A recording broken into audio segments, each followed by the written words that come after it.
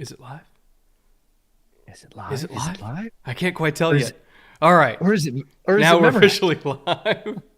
Hello. Welcome, everybody who's patiently waiting. We get to watch two very banged up teams attempt to play something resembling football tonight. I am very excited and also quite scared because somebody from the Texans is getting hurt tonight. I don't know who, but given our recent history, I can pretty much guarantee it's going to happen, so that's going to suck. EJ, how are you? I am not fearing so much, which is maybe strange considering it's a Halloween game, but I already read the pregame injury report, so I got all my scares out of the way. Both of these teams are pretty dinged up, as is the case for a lot of NFL teams in the middle of the NFL season, but definitely going to have an effect on the game in terms of those folks that are out and are not going to play and some of the backups that are going to be forced into action. In terms of what scares me about this game, it's probably the end result. I do not think this is going to be an even contest.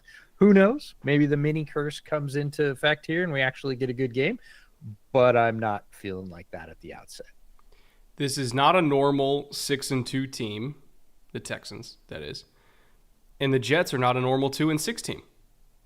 Statistically speaking, the Jets are about as average as it gets in the NFL.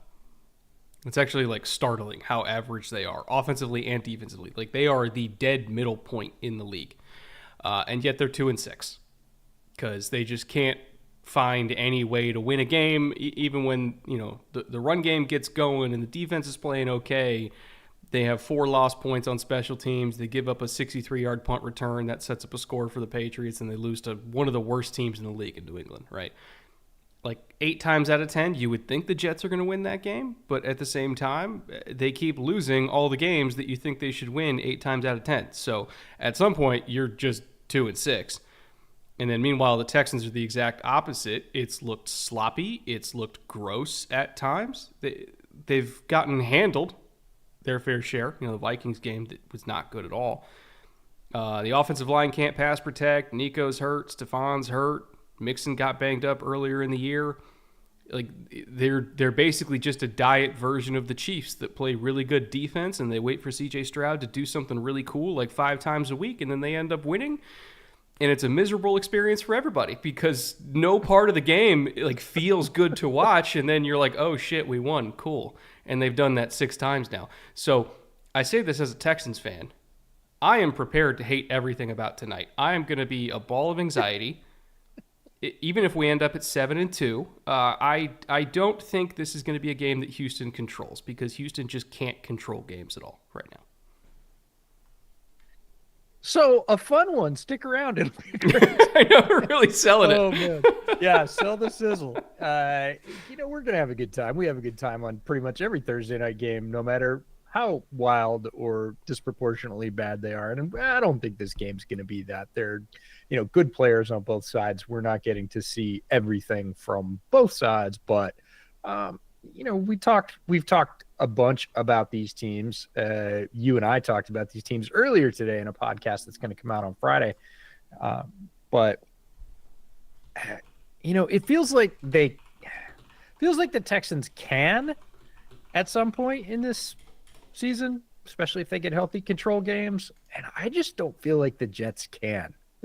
Like some of that is health and some of that is just dysfunction. Like they have the talent to. It's not a talent issue. It just doesn't feel like they can put their foot down and impose their will on really anybody. I mean, if you can't do it against the Patriots this year, who exactly are you going to step up against? It's the gotta have it drives, right? Like they're incapable of capitalizing on gotta have it drives, or like gotta have it third downs. Like this is the least clutch team in the NFL. Yeah, and they're big trouble tonight because they got to have it tonight. Statistically, they got to have it. They have to win this game. Doesn't look like they're going to, but they have to. If they don't win this game tonight, the season is effectively over. They would have to win out for the rest of the year, and they probably still wouldn't have tiebreakers. It is just not looking good for the Jets. And if they don't win this game tonight, it's not hyperbole. It's not, it's a must win. Like statistically, they're done. The season is over. And even then, they still probably have to win out as it is.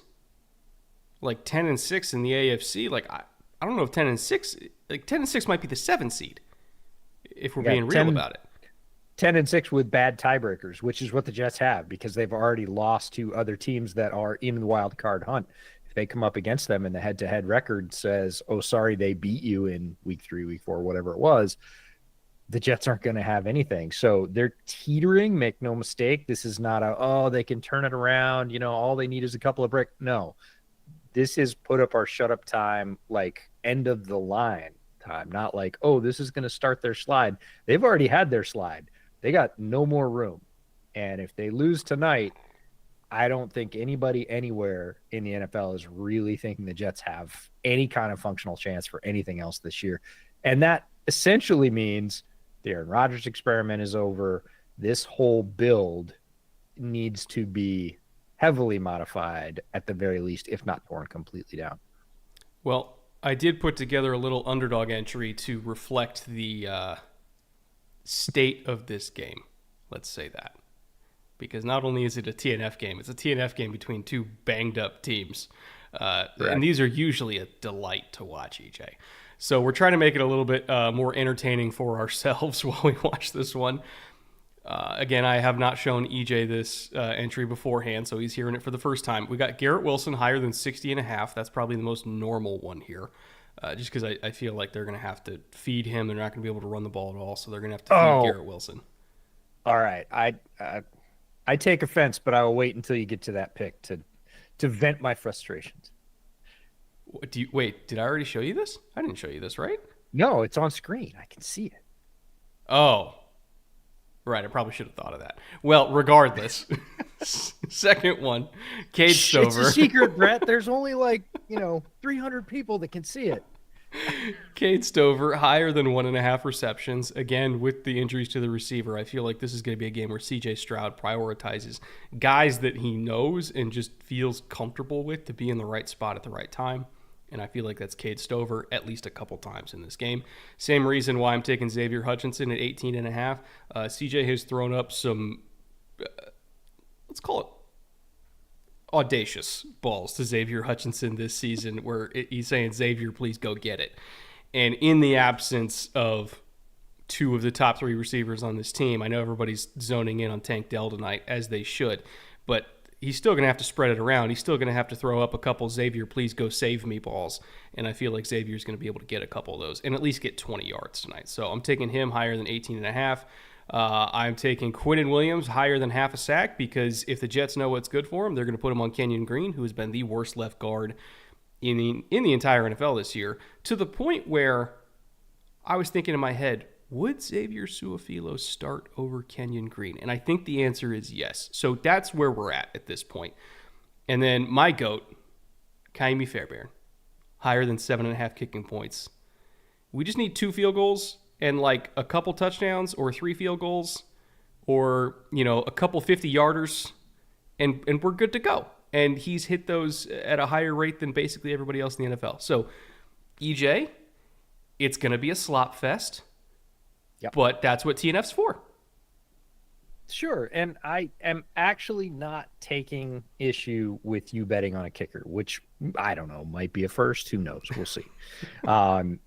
No, I am taking issue that you picked 2 Texans receivers, a tight end and a receiver, but we'll just call them receivers. And you didn't pick Mechie. Yeah, and it's not even that I dislike Mechie. I just feel like for whatever reason, when I see CJ Stroud throw up these third down balls where it's please God, somebody save me, they just tend to go to Stover and Hutchinson. Mechie's like the, it's 2nd and 5, let's take a shot. What? Okay, we said we were going to do multiple entries for this game. So just tell me Mechie's numbers. I just want to hear if they even have numbers for him. Hold on. I can pull it up. In the meantime, I'm gonna start digging into some super chats because we just got a big one from Echo Warrior for $100. Let's go. All right, I'm gonna start at the top. We will get to that because that one will stick around because it's massive. It's not going anywhere. But Sean Tron started it off. Good to see you again, Sean Tron. Happy Halloween with Lazard out. He should dress as Boromir. Mike Williams can go as Farmir. Eric Oh, Aaron is already in character. Okay. All right. We have Lord of the Rings, Jets crossover. I'm We're at let's that go, point of the Chelsea. season. We're at Come that on. point of the season. It's Halloween. That's fantastic. Thank you for the $4.99. Find a cure for $4.99. Brett, you lied. A different Pats defender that got traded. Hallelujah. The curse works to my Oh, benefit. it was Uche, right? Well, Yeah. here's the thing. We've been talking about Uche getting traded for like a I month at this point, so I I still know. claim credit for that. I read that when I was like, he did, and I was like, oh yeah, all right. No, anyways, we switched it up, but find a cure. Glad it worked out to your But benefit. by the way, We yes Mechie is at 21 and a half. yards. 20 and a half receiving, 21 and a half rushing plus receiving. Okay, 14 and a half for catch, longest reception. and any number of catches or 1.5. But it's at oh, 0.88, so you're not getting as good of a oh, multiplier. okay, they dumped it. I still, anyways, this is me being Mechie ride or die. Eric Ciliacs for $5. Do you think AR is done in Indy, or do you think he can bounce back with some sitting behind Flacco and working on his mechanics and tangibles? I don't think by any stretch a guy as talented as Anthony Richardson is done. He does need a break. He needs a beat. I know a lot of people said, oh, it doesn't make any sense. You have to keep him out there. At some point, the keeping him out there is not helping with his development because everybody's heaping on him and there's pressure to win and there's a lot of voices in his ears. He's not handling it really well right now. He needs to be better at some basic stuff. And you can get better at that stuff through practice reps. I think they probably should take a little bit of the Drake May strategy, give him some of the first team reps in practice. No, I mean, Flacco doesn't need them. Like, give Flacco half or even 2/3 of the first team reps and then work AR in. So he's with those guys every week and he's getting as close to live speed reps as he can get. Ideally, what he needs is a developmental league, but we're not going to get into that because the NFL doesn't have one and they desperately need one. Their product would be better if they did have one, but I don't, even under the current circumstances, I don't think AR is done. Can I ask you please. a question? Well, first of all, I'll answer that. I also don't think AR is done. Yeah. I think he's going to get another shot in probably in 2025, if we're being realistic about it. I don't know if he's going to get another shot this year because they're in the playoff hunt. And even though they don't have tiebreakers with Houston anymore, it's not like Houston is a juggernaut. Like, it's not impossible for the Colts to turn this around and still win the division, but they just have to get more wins than Houston, and Houston has very real issues. You know, I'm not saying it's absolutely going to happen because they're in a hole right now, but at the very least, they could still get in as a wild card, right? And at the end of the day, like, these are people trying to win football games. They're going to try to go for that if they have an opportunity. It's almost like you talk about financial advisors having a fiduciary duty to do what's best for the client. Like, these guys have a duty to the other 52 guys on the roster to try to make the playoffs, right? So that's why they made the move in the first place. They're not thinking in terms of long-term 2027, like they might be fired by then. They're thinking about right now, make the playoffs, do our jobs. So he might get a shot in 2025. Well, probably will get a shot in 2025. I don't think he's going to get another shot this year. But I want to throw out a scenario to you. Okay. Let's say behind the scenes, there is more concern than what people think, right? Sure. What offer would you take from Cleveland?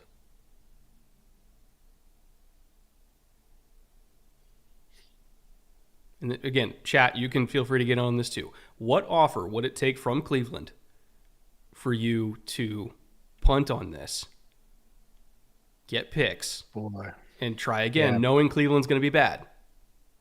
Yeah. The only way I would do it, and chat will have their opinions about this, it's got to be a fairly high pick, not necessarily because he's worth it, but because the potential is worth it. And I don't think in 10 total starts you fully tap the potential because, again, he had a record low number of snaps in college and high school combined. Really, in terms of live reps, he is extremely green. Now, he shows some very high level quarterbacking traits and processes sometimes despite that. So it's in there. And if you could get the consistency, and we talked about this on the pod, that's what he really needs. He needs down-to-down consistency. He needs to hit the layups. He needs to keep drives going because we all know he can hit a 65-yard moonshot, right on the numbers, And we've talked about this with Jordan Love, right? That you're going to get some of those. And then in Jordan Love's case, you're going to get interceptions. In AR's case, you're going to get a bunch of stalled drives. And can you balance it? And right now, Jordan Love's does balance and AR's does not. But if you give up on that and somebody else molds that piece of clay and he turns into you get fired. 2/3 of Josh Allen, right? You are going to get run out of town on a rail. And I just don't think they're done yet. Now, if they fully know because they're in the room and we're not, and they have serious questions about work ethic or ability to pick things up or whatever it is they have because they're close to it and we're not, sure, see if you can, hoodwink another team based on that potential, knowing full well that they're going to have their work cut out for them because of X, Y, and Z. And if that means, I don't know, I wouldn't go right now. I don't think I would do it unless I was absolutely sure of things like that, which there's no way for us to say. But I don't think I'd go below probably like a second. You've got to at least save face and recoup most of what you spent on this. I think it would be second and a player. Yeah, it's got to. Second is my floor, and my floor right now is I wouldn't do it because I still think the benefit, if he does develop, as long shot as that might be, outweigh any potential pick you're going to get right now. As a follow-up, I will say, if I was the Giants, I'd just make a call. Make a call. I think it always pays dividends because even if it's not that trade and it's another one, you always do your due diligence. You always reach out. You always say, what would you? Because who knows? Maybe their opinion is completely different. They go, we'll give them to you for a fourth. And you're like, sure. Well, at that point, you're like, all right, now I need to know what happened. Now I'm really worried. Look again. But I mean, you never know. So you always call because it's no different than buying a car, right? Sometimes you just call and go, hey, look, where are you at with this? I don't want to insult you, but what would you take? I kind of want it. Do you really want to get rid of it? Or is this something that you're just kind of put up because, your other half said you had to get it out of the yard? You just do your due diligence, make the call. Well, speaking of quarterback development, I do want to get to that Echo Warrior super chat again for $100. Thank you, Echo, once again. We appreciate you for always being here with us on these Thursday night games that are sometimes not very good. But for you, Echo, he says, mostly joking, but I find it funny that all last year we heard it's all Zach Wilson's fault, and this year the Jets have continued to underperform. In fact, they're doing worse if you look at the record. Gotta say, to me, it gives credence to the ideas that the Jets failed Zach Wilson. Thoughts? Either way, happy Halloween, guys. Well, happy Halloween to you as well. I would say, yes, the Jets failed Zach Wilson, but also Zach Wilson failed the Jets. I just think, for whatever reason, he could not overcome his biggest strength in college. I know that sounds weird to say, but he was such an off-schedule guy in college that he thought he could still get away with that in the NFL, and he never learned to play on time. And that is partly on Zach, of course. It's also partly on the organization for who they had at OC, as well as what they were putting in front and around him. The offensive line was an issue, which it's hard to get a young quarterback to play on time if they have no time. And they did get Garrett, obviously, but they didn't have enough weapons in totality other than Garrett and a young Brees. So I would say it was a problem with the roster. It was a problem with coordinator. And, of course, it was a problem with Zach, too. I think there is a universe where if Zach goes to a better structure where he has time to sit and develop a la Jordan Love, who also had pretty similar issues coming out of college, he probably could have had his career go a completely different way.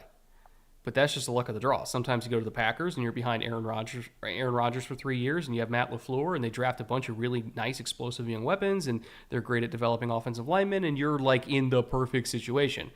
And sometimes you go to the Jets, and you can't control where you get drafted to, and sometimes it delays your career for like 9 years, like it did to Geno. or maybe it just never gets going because you just don't know if that's ever going to happen because, as you said, playing in structure is the basis of being an NFL quarterback. And Zach looks as uncomfortable playing in structure as almost any quarterback in the NFL. There have been very few good, and I won't even say repeatable stretches. There have been very few stretches in his career at all where he has looked on time and comfy in structure. They have been there, but they are the briefest of glimpses for the amount of times he's been on the field in the NFL. And I'm just, at some point you're just not sure it's in there. Now, could it come out later? It might. I think if I was more of a betting man, I don't know that I would be putting long money on Zach Wilson to pull a Sam Darnold, if that makes sense. John Salter, this was one of my favorites. This was here before we started. Happy Halloween. And on that note, Brett, Jack Easterby is standing right behind you with a Will Anderson trade proposal. Yeah, that's as spooky as it gets if you want to talk about it. And here's the thing. If Jack was still there, that's not even an implausible scenario. No, it's not even a horror movie like, what are you doing? It's like a real life, what are you doing? Anyways, John, well crafted. Thank you for the $5. Hen Dog, good to see you again. $19.99. We appreciate that. Bootleg Football. I need all of the Breece Hall yards and catches tonight, and maybe a healthy Nico Collins in 2 weeks. Well, you and Brett both. You desperately need that. Chai tea to drink tonight because 4:30 a.m. wake up. Not nice. What are we drinking tonight? I am drinking coffee in the first half because it has been an incredibly long weekend. It is only Thursday. But I don't know. The game might turn me. We might see something different to drink in the second half. But Brett, what do you have? I'm mixing uppers and downers. Ooh. Because I'm stupid. So I have a triple espresso to wake me up for the game. And then we got Balcones Lineage, one of my favorite Texas whiskeys. All right. Yep. And I'm watching the Texans. Good. I got to drink Texas whiskey. This is a single malt, about 47%. So it's not super hot, but it's got a little bit of heat to it. But I happen to be a big fan of American single malts, mainly because I also am a big fan of Scotch. And I don't want to offend any Scotsmen if they happen to be here. It's not the same. It is not. But they're cousins, and they're both very good. And Balcones makes a wonderful one. I was going to say, I don't think that's offensive, saying they're not the same, but they're also good. Some people get really annoyed when you compare Japanese whiskey to Scotch, which again, similar grains, similar processes. It really is. It really is. Like, it's made the same way. Like, that's how they learned to make it. That's how that process started, for the most part, in Japan. So, not all that surprising. Dane B for $5. Very simple question. I love this one. Thoughts on Reed Blankenship? I'm always impressed by him whenever I watch my birds. Yes, Reed Blankenship was a guy that I got really excited about. There's a few guys every year in the draft that I get really excited about. And then for whatever reason, they say they're going back. They're going to these days transfer. In those days, go back for a fourth year or a fifth year or a sixth year or whatever it was. Blankenship was one of those guys. He was on my early list. I was looking at him. He had great size. I really liked him in college. He was sort of the successor, although a completely different player, to Kevin Byard. Went to the same school, and I was like, I told a few people, I said, man, this kid comes out. It's going to be great. And he was one of those late declare, go back, have another year. And when he went back, his final year was not really as good statistically. The team wasn't as good around him as he was the year before. And I don't want to say it tanked his stock, but it definitely cooled people or made people forget, or other people got hot, or whatever happens in the draft process. But always liked Reed Blankenship. Had a pretty long book on him when he came out, and was not surprised when he hit the league and started playing well. I remember when I was watching him run drills in that pre-draft cycle. And, I had watched tape on him, and I liked the tape a lot. But again, it was very much like, okay, he'll be like your third safety. He'll be a special teams guy because he had like 1 million tackles, right? So it's like, we know he can tackle in space. And he was running through drills, and I was like, man, his feet are better than I thought, right? And you're watching him, especially for his size. The first 10 yards out of the break, and you're like, he's pretty quick. He made a couple crazy like one-handed interceptions. Like, he's kind of got some hands. By the end of the week, you're like, fuck, I really like Reed Blankenship. And he ended up, he didn't go super high. I can't remember what round he went in, but I was like, I don't know, man. Like, I think he's gonna make it, and he's made it. And that's the kind of player that you try to find on day 3, right? Somebody who can not only make the roster, but just keep giving you snaps, and like quality snaps. And he does that. So good job, Reed. He's probably going to get a contract extension pretty soon here, too.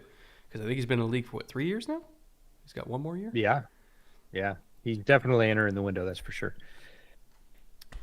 All right. D-Mac Wakefield for $5. Tailing that underdog ticket. Excellent. Also, quick thoughts on Josh Uche to the Chiefs. Fit specifically with the other pass rushers. I have to bitch about this. Okay, go ahead. Hit it. At one point, we need to all collectively decide to just stop helping the Chiefs win Super Bowls. We need to have a joint effort to just stop giving them good players for nothing. Because that's all this is. This is a mercenary pickup. It's not a high pick. It's a mercenary pickup to get a extremely explosive speed rusher that complements everything that they already have, because they have some really good power rushers, and then you got Chris Jones who can literally line up anywhere. But they needed that flamethrower off the edge, and that's what Uche is. He has consistently had one of the highest pass rush win rates in the entire NFL because he is so fast and so bendy. He doesn't play on first or second down, but they don't need him to. It's literally hey, you're getting 20 snaps a game, and they're all in pass rush situations. Just go hunt. Mm-hmm. And they gave that to the Chiefs for nothing. And I can almost guarantee you, at some point in January, right, there's going to be a crucial drive, and Uche is going to be in the game, and he's going to be right next to Chris Jones, and they're going to get a sack on 2nd and 2, and it's going to make it 3rd and 15, then they're going to get another sack after that. That's going to be ball game, and we're going to look back on that move, and it's wow, we gave them a 3rd Super Bowl for a 6th round pick or whatever it was. And I am so frustrated that other teams, especially in the AFC, are just okay with that. We need to stop it. It's just ridiculous at this point. It is a little bit silly. I love the way you phrased the question in terms of complementary. How does it complement their pass rush or not? And you mentioned it, Brett. They have power rushers. They have big, strong guys on those edges that can crush the pocket. And I think for a long time, we have treated power rushers as second-class citizens compared to the bendy guys that can just win with speed around the edge, because that's flashy and it's fun to watch. But you need power rushers who can compress a pocket. And it's great if you have some of both. Now, they've got a very good power pass rush arsenal. And like you said, Chris Jones can line up anywhere and contribute to that because he has great power as well as great speed. But they didn't really have a ton of speed. Ndike Uzama can have some of that, but other than that, they didn't have a lot of flashy speed off the edge. They've tried it in the past, but if they were quote-unquote lacking anything, if you can say that about an AFC leading team, they needed a fireballer off the edge that they can bring in as a changeup, but the changeup in this case is a 100-mile-an-hour fastball. And it's going to give them great flexibility, and we know Spags is great at changing rushes, changing rush angles, changing rush profiles, and this just gives him another knife in the cutting block to pull out and say, this is the one I want to use right here. And I didn't have anything quite like this one. I had a lot of other knives that were similar, but this one's going to cut in a very specific way, and I think he's going to fit in really well. They said he could play as early as the next game, so we'll see it pretty quickly, and it's only going to get better as the season goes along and Spags gets more familiar with where he does his best work. And one extra note on this, not to get too deep in the weeds on it, but this also is going to make their stunts a lot more effective, because if you're putting Uche and Chris right next to each other, right? So let's say Chris is in a loose 3, Uche's in a 9. He is so explosive off the edge. The tackle, you have to set to a certain depth to handle somebody as fast as Uche. You can't jump set him because you're going to miss. You're not going to get out there fast enough. And so you have to take a vertical set in order to get to, unless you're a freak like Lane Johnson or something like that, right? You have to take a vertical set in order to get deep enough to get to a landmark that Uche can reach and then bend around the corner. What that does is it gives the angle, or it makes the angle a lot more favorable for the 3 technique. If you're running a TE game and you're taking a vertical set, you're already getting so far back there that if a 3 tech like Chris Jones, he just kind of goes around the outside edge of the guard and then attacks the inside shoulder of a tackle that's in a vert set, you're already so fucking deep that the guard cannot unstick, or else that tackle is just going to lose inside and Jones is going to get the easy sack. So the guard has to stick there, which means Uche can then fold back on the inside like what Von Miller used to do in like the mid-2010s. Like Wade had Von do this all the time, is they put their fastest interior rusher next to Vaughn because they knew the tackle had to take a vertical set, and then it would just make these super easy lanes for then Vaughn to loop inside on when they would run these TE games. And it basically forces you to do a half slide to whatever side Uche's on, or else he's just going to abuse you on these games. So, again, giving that to the Patriots, or not to the Patriots, from the Patriots to the Chiefs is dumb. And I'm really annoyed that the Patriots did that. Anyway. The other one that's, the rush of the moment in the NFL is to slam the interior two defenders towards the speed rusher side and have the speed rusher go double loop to the B gap on the other side. And Uche's fast enough to pull that off. You need a guy that can really cover ground. But if you're collapsing with basically the beef that the Chiefs have on the inside, that stunt's going to be money. So it's going to be gross. All right. Game just kicked off. We already have a penalty because it's TNF. So did we bet the over on penalties? I thought that was an automatic. It's not a number high enough, man. Yeah. All right. So Stroud's on the field. I want you guys, while you're watching this, watch the Texans left guard, Kenyon Green. Come on. That's just piling on. Just see how fast Quinnen Williams beats him here. Yeah, it's not going to be great. Oh, they put him in a 2. Oh. All right. Yeah, they're already running 6-man pass, bro. Yeah. There's like slide. They're trying to pump up your Cade Stover agenda, but it's going to be tough. The corners for the Jets are good. We didn't talk a lot about them, but Sauce has had an up and down year. Sauce is still Sauce, but he's not where he was last year. He's not playing at that level. He's playing at a high level, but he's not playing at that level. But Reed on the other corner is having one of the best, quietest seasons in the NFL. Yeah, he's been phenomenal. He's been amazing. All right. So no, they're not. No. I can't believe it didn't blow that dead. Yeah, late flag came in. I know. If they have contact, that's an automatic. If they come across and touch him, that's that. Play's dead. And they were like, I don't know if we're going to call this one dead. And you saw everybody kind of look at each other for a half second. They're like, are we still going? Are we going? Are we going? Yeah. No, it's Kenyon Green's just such a hard one for me because I really liked him coming out. And he has way more talent than he's displaying. But he's one of those guys, and it's the classic thing we say all the time. Progress is not linear. He struggled a little bit as a rookie. It looked like he was getting better, and then did the wheels fall off. It just completely, whatever's going on with him, maybe we find out he's injured later, but maybe there's something going on in his personal life. Who knows? But he is playing some terrible football this season, and there's so much more ability there that it just kind of pains me because he was a guy who was really hot on as an interior line prospect coming out. I thought he had tremendous potential. Still do, but boy, he is as far from that right now as you can get. Yeah, he's somebody who I think, might have to go to the Jeff Stoutland School for kids who can't play guard good and want to learn to do other stuff good too. I just don't think it's going to happen in Houston. No, at some point, a player, and we're not just talking about Kenyon Green at this point, a player passes a sort of threshold where the team just goes, look, we tried what we're going to try. We're not going to try anything else. Next. Oh, there it is. All right. First reception of the night for Tank Dell. I believe his number was 5.5. Might have been, 7.5 targets, 5.5 receptions, I think was his number. And I would imagine they're going to feed him repeatedly.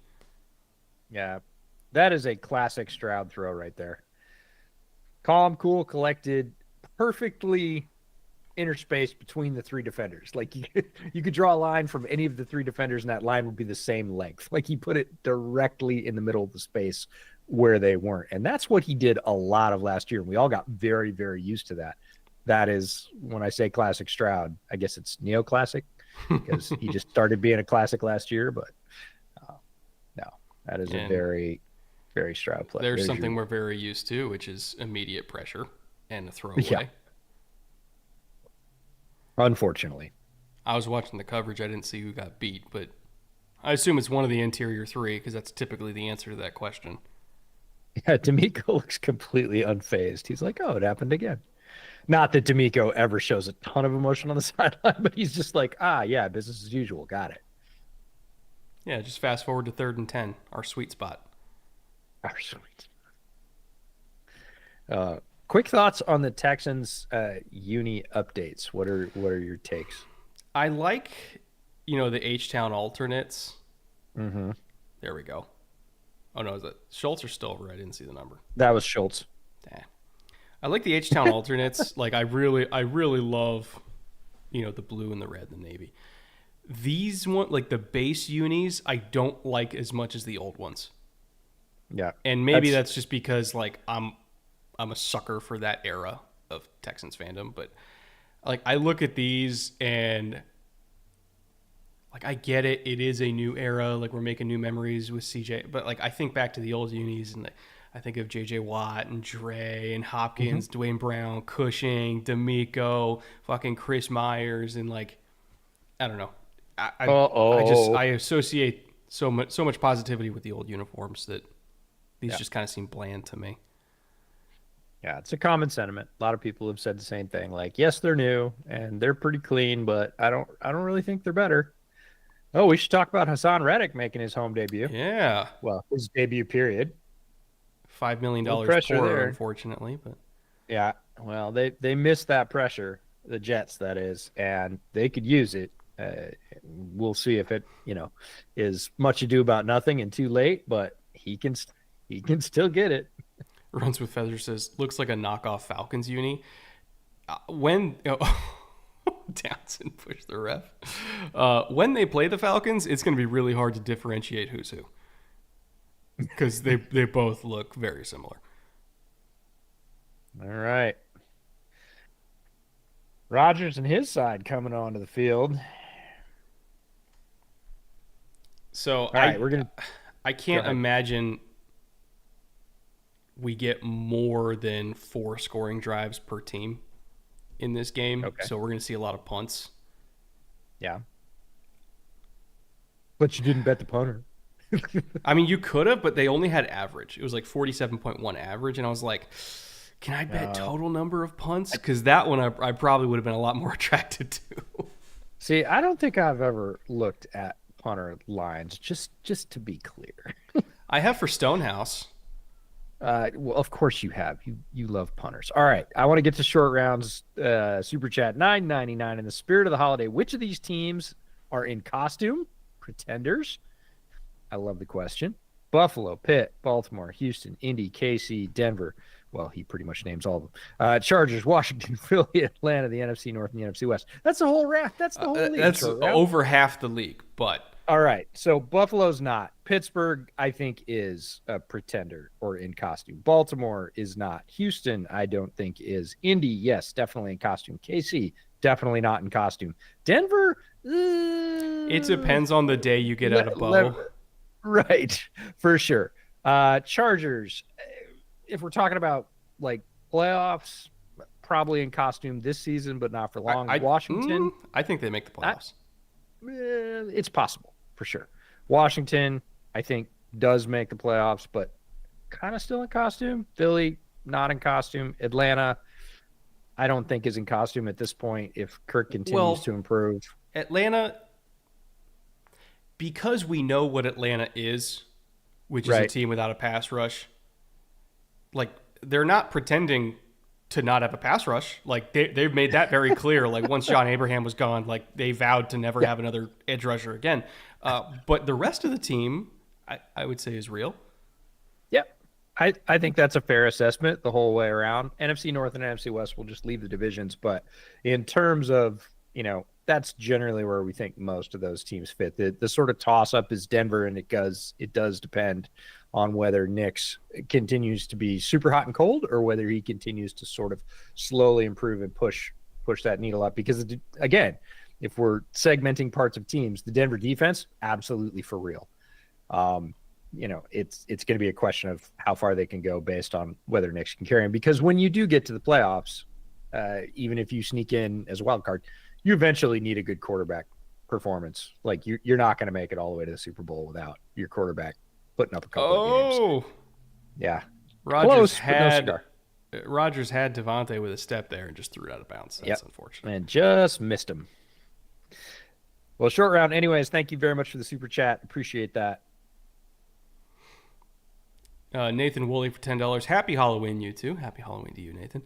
What are we drinking tonight? I'm at my old man's place. We're making some Irish coffee and cooking off some pork tonight. So I could make Texas coffee if I wanted to. I have Balcones lineage and half of a triple espresso. So I could do that, but bad now drop. I feel really bad for Hendog because that was a Breece Hall drop. That was a straight up Breece Hall drop. Like, Aaron feels bad about that too, but in a different way. He actually wants to kill him by the look of him. Also, what kind of pork are you making? Boop. Are we doing pulled pork? Is that our play tonight? Oh, I love me some pulled pork or pork pulled belly. Pork's amazing for sure. Pork belly. Oh man, pork belly. Did I send you that recipe for orange chicken flavored pork belly burn ends? That's a lot of words together. What? That orange chicken flavored pork belly burn ends. I would need to cancel all my plans for the rest of the day after eating that. By the way, Texans sack, the return of Henry To'oTo'o to the lineup. Who got him? Danico Autry. He's back in it as well. Because Danico had a 6-game suspension off the top of my head. I think it was a 6-game suspension. Great move inside. Boy, I've missed that. He's such a good player. Yeah, and the thing is, the Texans' pass rush was already really good before adding in Danico Autry. And now it's just nuts. Oh, we have potential for a Halloween surprise out of the end of the end zone here. That is a very short snap. That is a tough punt, too, when you don't have that much room. I mean, he did the best he could with what he had, but Yeah. they're gonna end up with some decent field position for sure.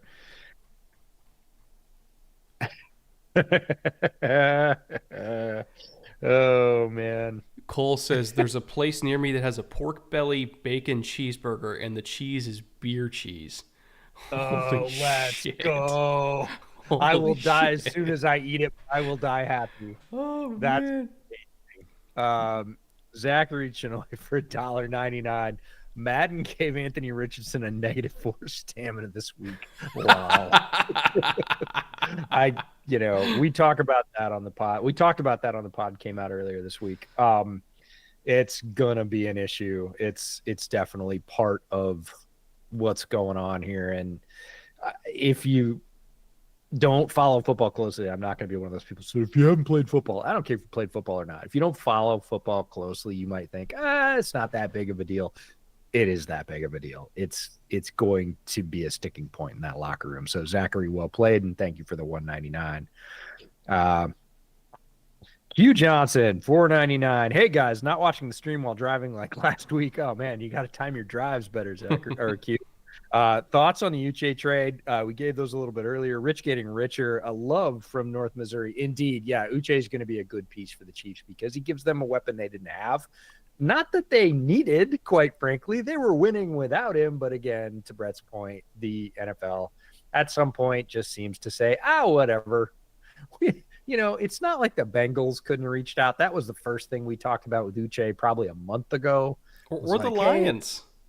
Yeah, well, this was even before. This is how long ago it was. This is before Aiden's injury, right? We were like, Uche, Hendrickson's just struggling. He's doing it all by himself. Uche would give them a changeup. They could really use it.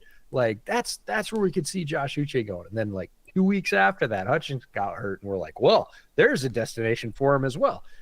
It was like, all right, well, I guess nobody's interested. Oh, boy.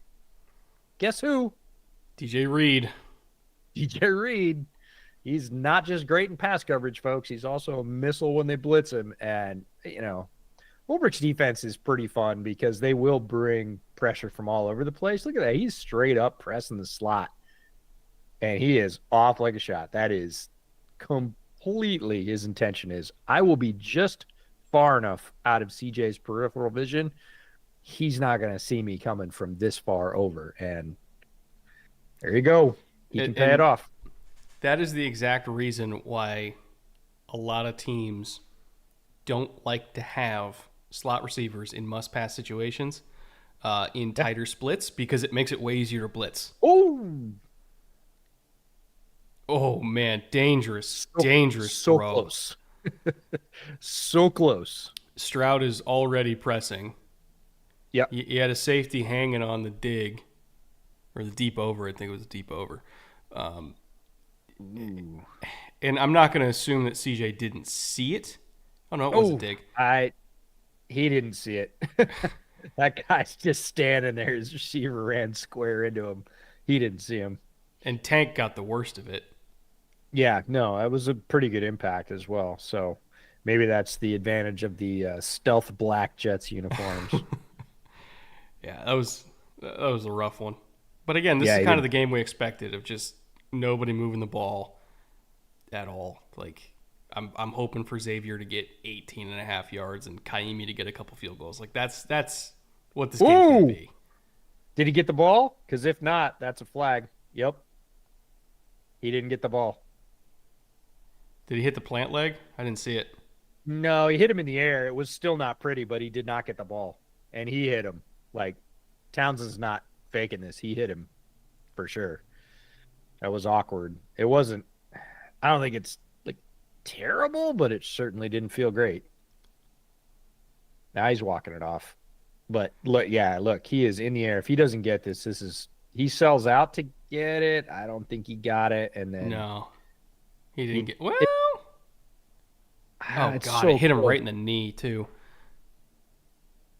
Not really. No. He just kind of on him, and then he landed folded on his knee, which couldn't have felt great. Like I'm not saying that Tommy's faking anything. Like it was an awkward landing. It wasn't. It could have been worse. But bottom line, that you can't make those kind of mistakes at home in a must-win game. Like you're giving the Texans a fresh set. You can't. At some point, it's going to hurt you. There's a little mix in. Okay. Yeah, I think they have quickly realized that they cannot pass protect in this game, so they're going to just try to get it 4 yards at a time. Yeah, and I think that will have the ability or the effect to slow this game down a little bit, which kind of seems like the Texans need. Seems like they're a little bit jumpy, and this is gonna grind some clock. I know that's a weird thing to be saying in the first quarter, but they kind of need to. And they're already paying dividends, right? Normally it's hey, we're gonna bang away, and in the fourth quarter people will be tired and we'll see the dividends. Like that's the second time they've run Mixon or third, and it's a pretty nice game. I think only has 3 carries. We talk about it in the show that comes out tomorrow, but the Texans are significantly lower on play action this year compared to last year. They were 14th last year. They're 22nd this year, which has led to a lot of their issues with pass pro because they slowed down pass rushes last year where they largely banged up offensive line by leaning on play action. So, if you're having success running the ball, you would think that play action will be more effective, and I would love for them to do that more than 22% of the time, which is what they do right now. Like this should be a 30-35% play action type of team because they just can't pass pro. And don't look now, but Kenyon Green got a pancake on the last play. He's got a deficit he's still working through. There's a debt I'm not there. saying you should let him out of the doghouse. I'm just saying if I've got to choose right now between a young player that's struggling, do I want him pass protecting for CJ, or do I want him just slamming into somebody across from him, seeing if he can, bulldog him to the ground? I'm going to go with option B. Q Johnson for $5. Hey guys, not watching. Oh no, you already did that one. Yep. Here we go. Monophthalmos. That was the next one. Yep. For €2. Thank you, Mono. Should the Titans kick the tires on Mac Jones? Boy, I we're at that part of the season, are we? we're at that part of the season. I think that is as straight a toss up as there is. It's like, I don't know, maybe if you've got somebody on your staff that's got a connection to him and maybe coach him at Bama or something, like if something like that, I would still be like, If we're talking like a 50-50. conditional 7, Yeah, you know. I couldn't be more sort of down the middle, non-committal, unless you have some sort of compelling relationship or understanding that you really think he'd fit in your system. If it's just kind of like, hey, talent for talent, should we add this guy? And not right now. Mac's pretty much at the low ebb. And then next one here, Sergeant Pepper, aka you, for $5. Could you help me understand what is the reason behind the ineligible receiver downfield rule? Why linemen can't go 2 yards past the line of scrimmage? So the reason why that rule exists, and it's different in college. In college, it's 3 yards. Yeah. In the NFL, it's 1 yard. And in college, it's stupid because that means RPOs can, like RPOs are so dominant in college football because linemen can literally just run block and not have to have any sort of awareness about how far they are down the field, right? Yep. Which A, makes it extremely hard for linebackers to read keys at all. And B, oh, we got folded. That's not great. That's Yeah. straight impact into the side of Solomon Thomas's knee. That's the trick part of trick or treat. So look at it this way. If a lineman could go, like, why even have this rule, right? If a lineman could go 5 yards down the field. Uh-oh. Do you understand how... Uh-oh.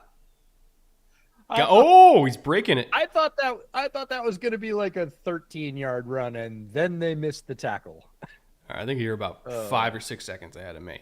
All right, so imagine offensive lineman could go like 5 yards down the field, right? And there's no ineligible receiver rule or ineligible downfield rule, right? That means that in theory, you could design an RPO where linemen are getting 5 yards down the field and essentially picking coverage defenders on like a shallow cross. And that would be complete bullshit. It would be completely indefensible.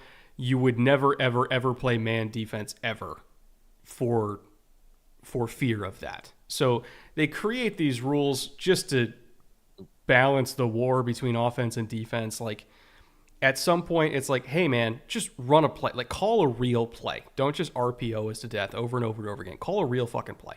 That's either a pass or a run, right? Because if you make it where it's so advantageous to literally only call RPOs because linemen can get 3 to 5 yards down the field with impunity, like it just ruins the sport. It makes it unwatchable. So that's why they do it.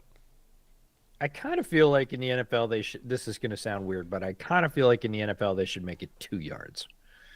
Because if a lineman is 1 yard out and he turns left, ball. Oh, CJ. Guess who? CJ. Will McDonald. That was all on Stroud too. Yeah, it's hard to say it's not, but okay, so now we kind of have tit for tat. We basically get one Reese's peanut butter cup in each bag here. One is you run into the punter, so you put the Reese's peanut butter cup in the Texans bag. Then the Texans are like, oh, that's so nice of you to give me that. Here's one for your bag. I'll give you a fumble. Also, we talked about Kenyon Green getting killed by Quinnen Williams. There it was. Yeah, that was the pressure. Quinnen was good 2 plays ago on the run stop as well. He just sniped inside and kind of smushed it. So, all right, Jets get an extra possession. Or their same possession back. Oh, they gave it back. Welcome to TNF, folks. Yeah, you said it was going to be a slop fest. You didn't say there was going to be a fumble on consecutive downs.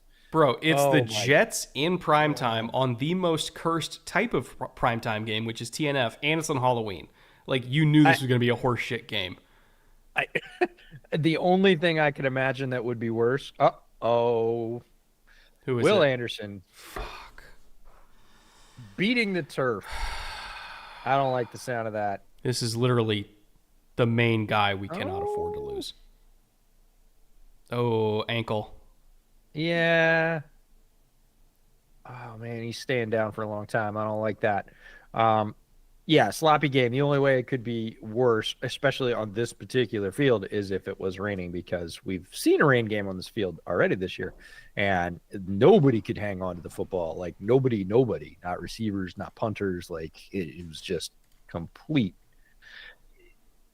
slip and slide out there. So not great. Is EJ in the future? EJ is about 5 seconds in the future. We haven't had this problem so much this year on TNF. We've been much closer, but apparently my feed, well, not apparently, I'm actually watching Brett's on the little side cam here. And yes, I am a good 3 to 4 seconds ahead of you. So yes, I am slightly in the future. His reactions for 6 seconds. He can't. Not when there's consecutive fumbles. Come on. That's not happening. Craig Petzinger for $5. Hey guys, at this point, who is Detroit looking at? Because dear God, we don't have anybody but DTs on the D line. Well, I would have said Uche, but now, no. It's very possible the Bengals are like one loss away from trading Hendrickson, so I would keep an eye on that. Just because, like, I don't think they're going to pay Hendrickson, so you might as well get something for it. Not that Henderson doesn't deserve to get paid. He does deserve to get paid. I just don't think the Bengals are going to do it because the Bengals don't pay anybody. And they're about to give a whole bunch of money to Jamar Chase after giving a whole bunch of money to Burrow, and I think that's basically their capacity for paying people. That's about the most they're ever going to pay anybody is those two guys. So Hendrickson, I think, would be something to look at. Who else might be an edge that's still on the market? Hold on, let me look. Oh, Zadarius Smith is one that a lot of people are bringing up. I could see that as well. Although the compensation for it's going to be very different just because of the nature of his contract. Let's see, who's really bad? You know, if Jalen Phillips was healthy, which he's not, I would have thought maybe he would have been just because the Dolphins are in a lost year at this point. Let's see, Broncos are not going to trade anybody. Chargers not going to trade anybody. I don't know 100% yet if oh man, Anderson looks really hurt. Yeah, and of course the Chiron is named AFC Defensive Player of the Month today. Yeah, his left toe got folded under his own player fairly far. Looked like a high ankle sprain to me, which is obviously not good. Let's see, Titans. I could see the Titans trading Harold Landry. I don't know if they're going to trade Jeffrey Simmons. I think it's more likely to trade Landry than Simmons. Josh Hines-Allen, I don't think is going to be on the block. Yeah, Ojulari came up in the chat.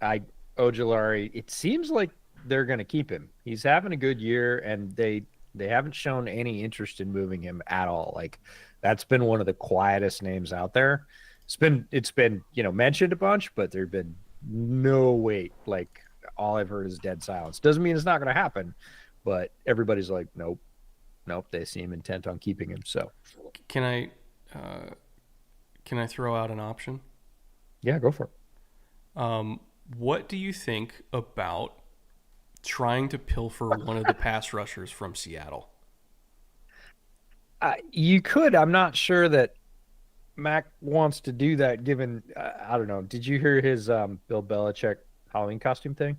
No. So he got asked one of those kind of throwaway pub questions in a presser this week because it's Halloween, and one of the press corps asked him, "Hey, give me a Halloween costume." He said, "Oh, well, I dressed up as Bill Belichick one year." He said, "I don't know if he's going to be happy or mad about that. Happy just because it's probably an homage, but mad because the way we're playing defense right now." I thought that was great. I don't think Mac's going to want to give up weapons. If they were crushing it, like, they are having a good pass rush year, but like, he's seen what happens when Murphy gets hurt, right? And that could happen to one of his other guys as well. And if you just traded a guy and you're still competitive in your division, right? It's not like we're talking about a lot of these other teams being a loss or two away from being just out of it, right? Seattle is not in that position. So if you trade a pass rusher and then one gets hurt, just like we saw just any play, Will Anderson just got hurt, it's going to look really like what did you do that for? So you could try, like you said. If Uchenna was healthy, I think he might have been the one. If He's not obviously, but right, and that's kind of the thing is they already have Murphy and Uchenna who aren't healthy. They do have. They're lucky that they have Hall and Mafe and the other guys, but I don't. I just don't see the wisdom in it for Seattle. You can call John. Like John's always going to pick up the phone, and it would be a worthwhile call. But I don't know that you would get one. They certainly have more than most, especially when you look at a team like the Bengals, and you're like, oh, it's Hendrickson and Hendrickson. Yeah, and here we are with the Hawks naming off 5 guys. Like, yeah, I mean, there is a surplus there, but I still don't think necessarily. They always had a surplus in Baltimore too, but they didn't always necessarily get rid of them. God, I love Joe Mixon. Like he is on this team. On this team, yeah. Like he has been such a breath of fresh air for this offense, and you can really tell the difference between having a veteran back with great vision and patience and power and somebody who just gets everything out of every carry. You could tell the difference between that and what this team was getting out of Dameon Pierce, right? Like it's such a level up in terms of overall efficiency of the run game, which is the overall efficiency of this offense because it's such buddy. Turf monster got him a little bit there, but he still got a first down, so I'll take it. Dude, it's just look at the space. Oh, yeah. Oh, and there's a flag. Yeah, there had to be.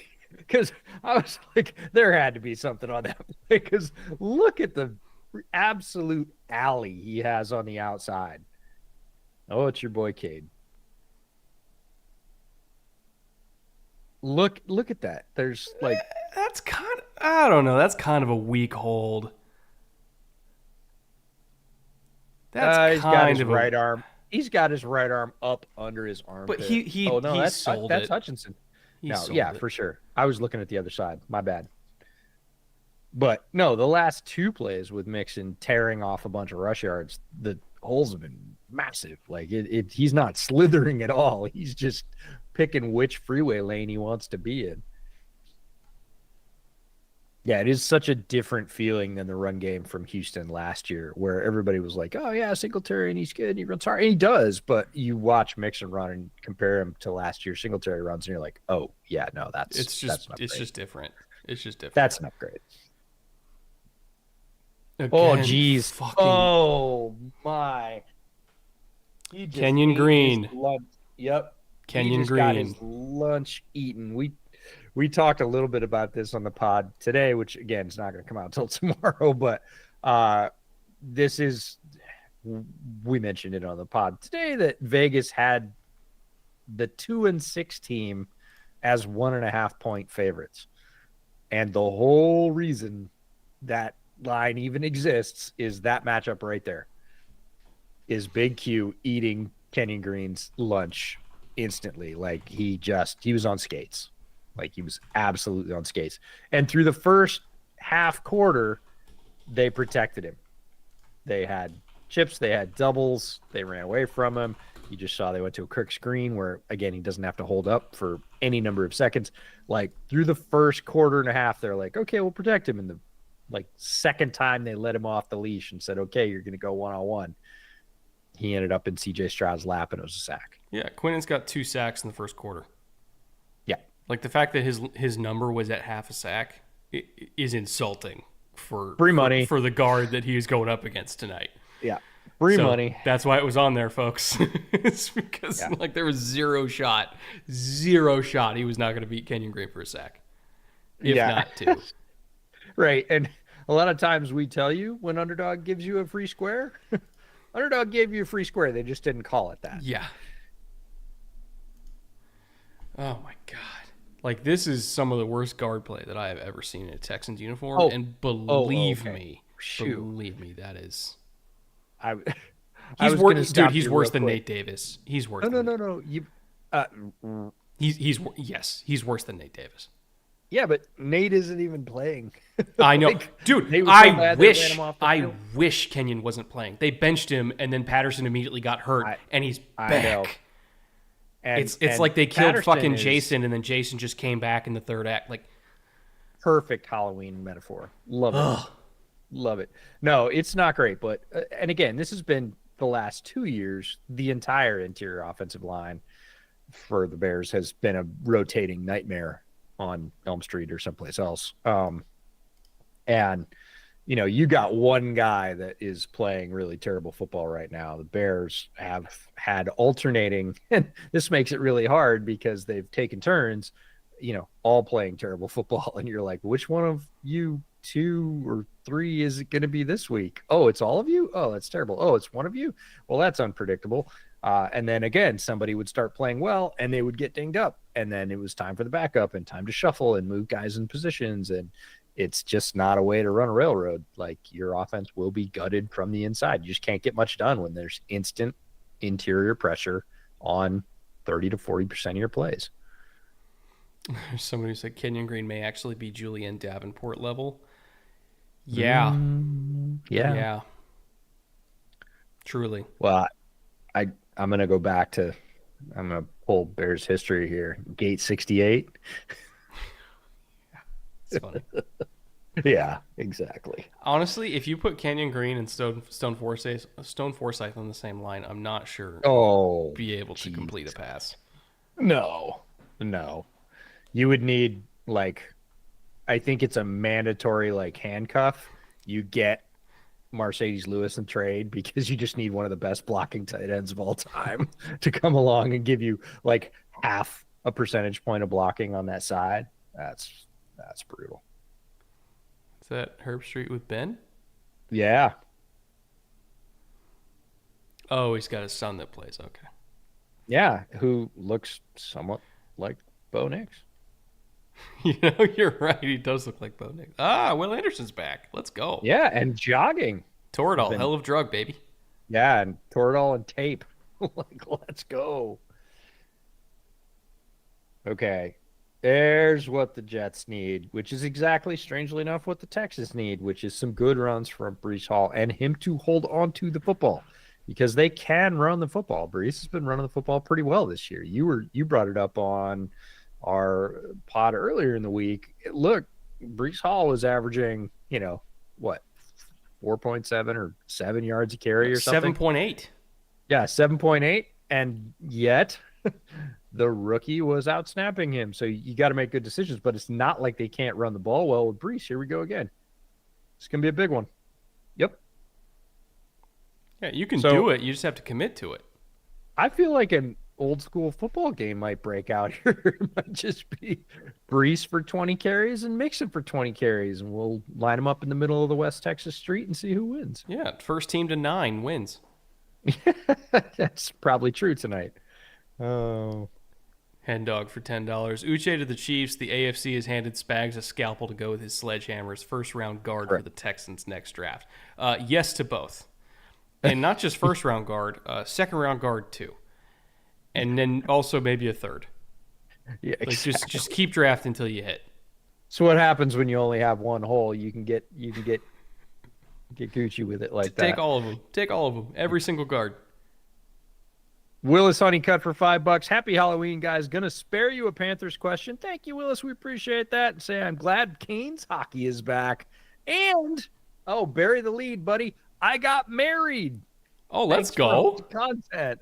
Let's go, Willis. You could lead with that. That seems like the biggest news in that particular super chat. Congratulations. Wait, Willis, are you watching TNF on your honeymoon? I promise you don't. You don't need to subject yourself to this. Like, this is supposed to be a time of joy. You don't need to watch the Jets in prime time. Oh, maybe it's a delayed honeymoon. Maybe they're waiting for travel deals later in the season. Yeah, me and my wife, when we got married, we did like a little mini moon for like a weekend right after the wedding because we knew that we couldn't do the honeymoon immediately because honeymoons are expensive. Yeah. And I think we did our honeymoon like a year after we got married, something like that. Yeah. which basically just ended up being a vacation because Yeah. it was so far after. Sure. All right, 3rd and 7 here. Texans showing 0. Are they going to stay in it though? I'm gonna say no. Oh, yep. Was that cover two or was that quarters? So the ball was thrown so quickly, it didn't really have a chance to develop, but it kind of looked like they were getting out into cover 2.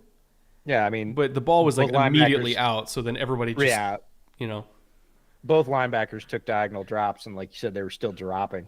Man, ball's behind Wilson, but great hands to snag it. Look at this. That is not great location, folks. still got the first down though. Yeah, great hands by Garrett Wilson, but it speaks to that miscommunication between Wilson and Rodgers, which we've seen all year. They just have not been on the same page to the extent we really hoped they would, because we like both players and we want Garrett Wilson to be maximized by good quarterback play, and we want the Jets to be lifted up by Aaron Rodgers' hopeful precision, but we haven't seen either. It's just been frustrating kind of on both sides for that. By the way, I don't know if you guys are watching the Prime Vision broadcast, but they're doing basically a higher end zone angle cam on cables for this, and it's so much better. It is Face so much better. mask. Yo. I'm gonna text Sam Schwartzstein right now and tell him that this is fucking sick. Yeah, please, Sam, make this mandatory. Please do this all the time. It's literally what I sent him. Just please don't stop doing this. Right.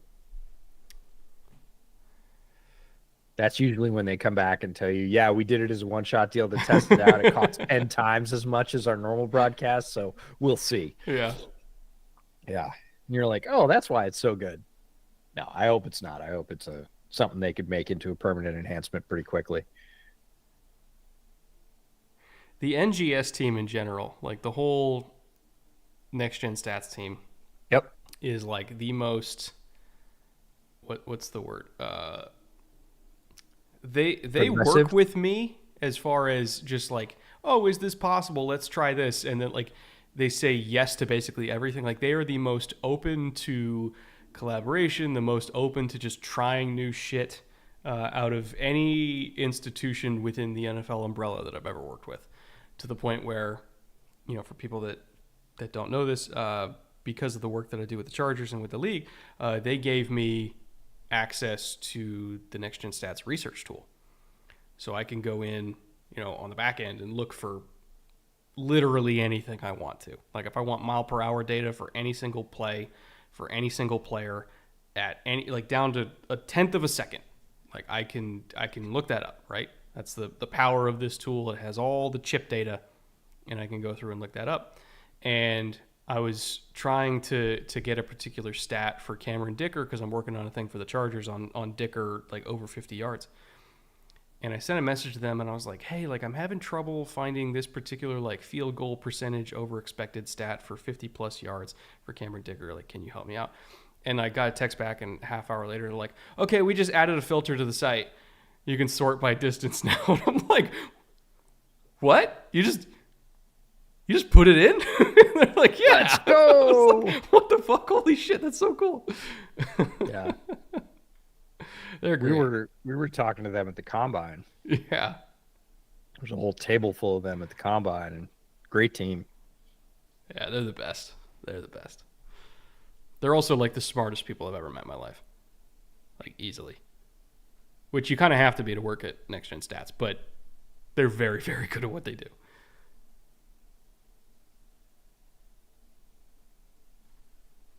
Ben, Devontae looks okay. Is Rodgers good at football? Question mark.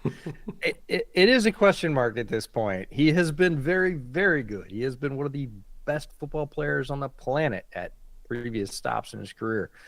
Watching Aaron Rodgers play at football at a high level is a great joy, but he has not done that for obviously not last year because he was injured, but even as he's come back this year, we've basically seen one game where he looked like his old self. It was the last time they were on TNF against the Patriots, and that was week 2, and that was it. That was the one game where he looked like himself. Yeah, they had one drive against San Francisco where we went aha, and then one game against the Patriots where we went aha aha, and that's it. The bottom fell out. Like no more after that. Oh, the Ghostbusters Firehouse. Let's go. Jay Bagels for $5. The best part about the commies Hail Mary is knowing Dan Snyder is no longer a part of the Commanders' success. The Okay. fact that Dan doesn't get to enjoy the Commanders being good is what makes it amazing.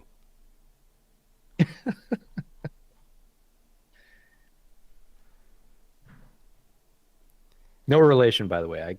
Nobody ever asks because I don't have billions just flowing out of my pockets. But What? no, No, you I'm told me not Dan related to Snyder's your Bills. uncle. Was that a Malachi Corley touchdown? That was indeed an In this end economy? around Malachi. In this, everybody's frantically digging through their summer draft receipts. Did I get him? I swear I buried that ticket. Oh man. I swear to God, out of all the Jets game I've watched, this is the first time I've seen Malachi Corley get the ball. I truly can't recall him ever getting another touch. I Oh, did he drop it? Oh no. Oh no. Why do Malachi. guys do this? Why do guys Oh do this? no. On your first tutty? This is the easiest thing in the world to avoid. Like, I'm sorry. This is the easiest thing in the world to avoid. And a guy does it every year. Every single year in the league, a guy does this. Oh my And God. I'm not talking about last weekend when we had the potential strip right going across the goal line. That's a little different. He had nothing here.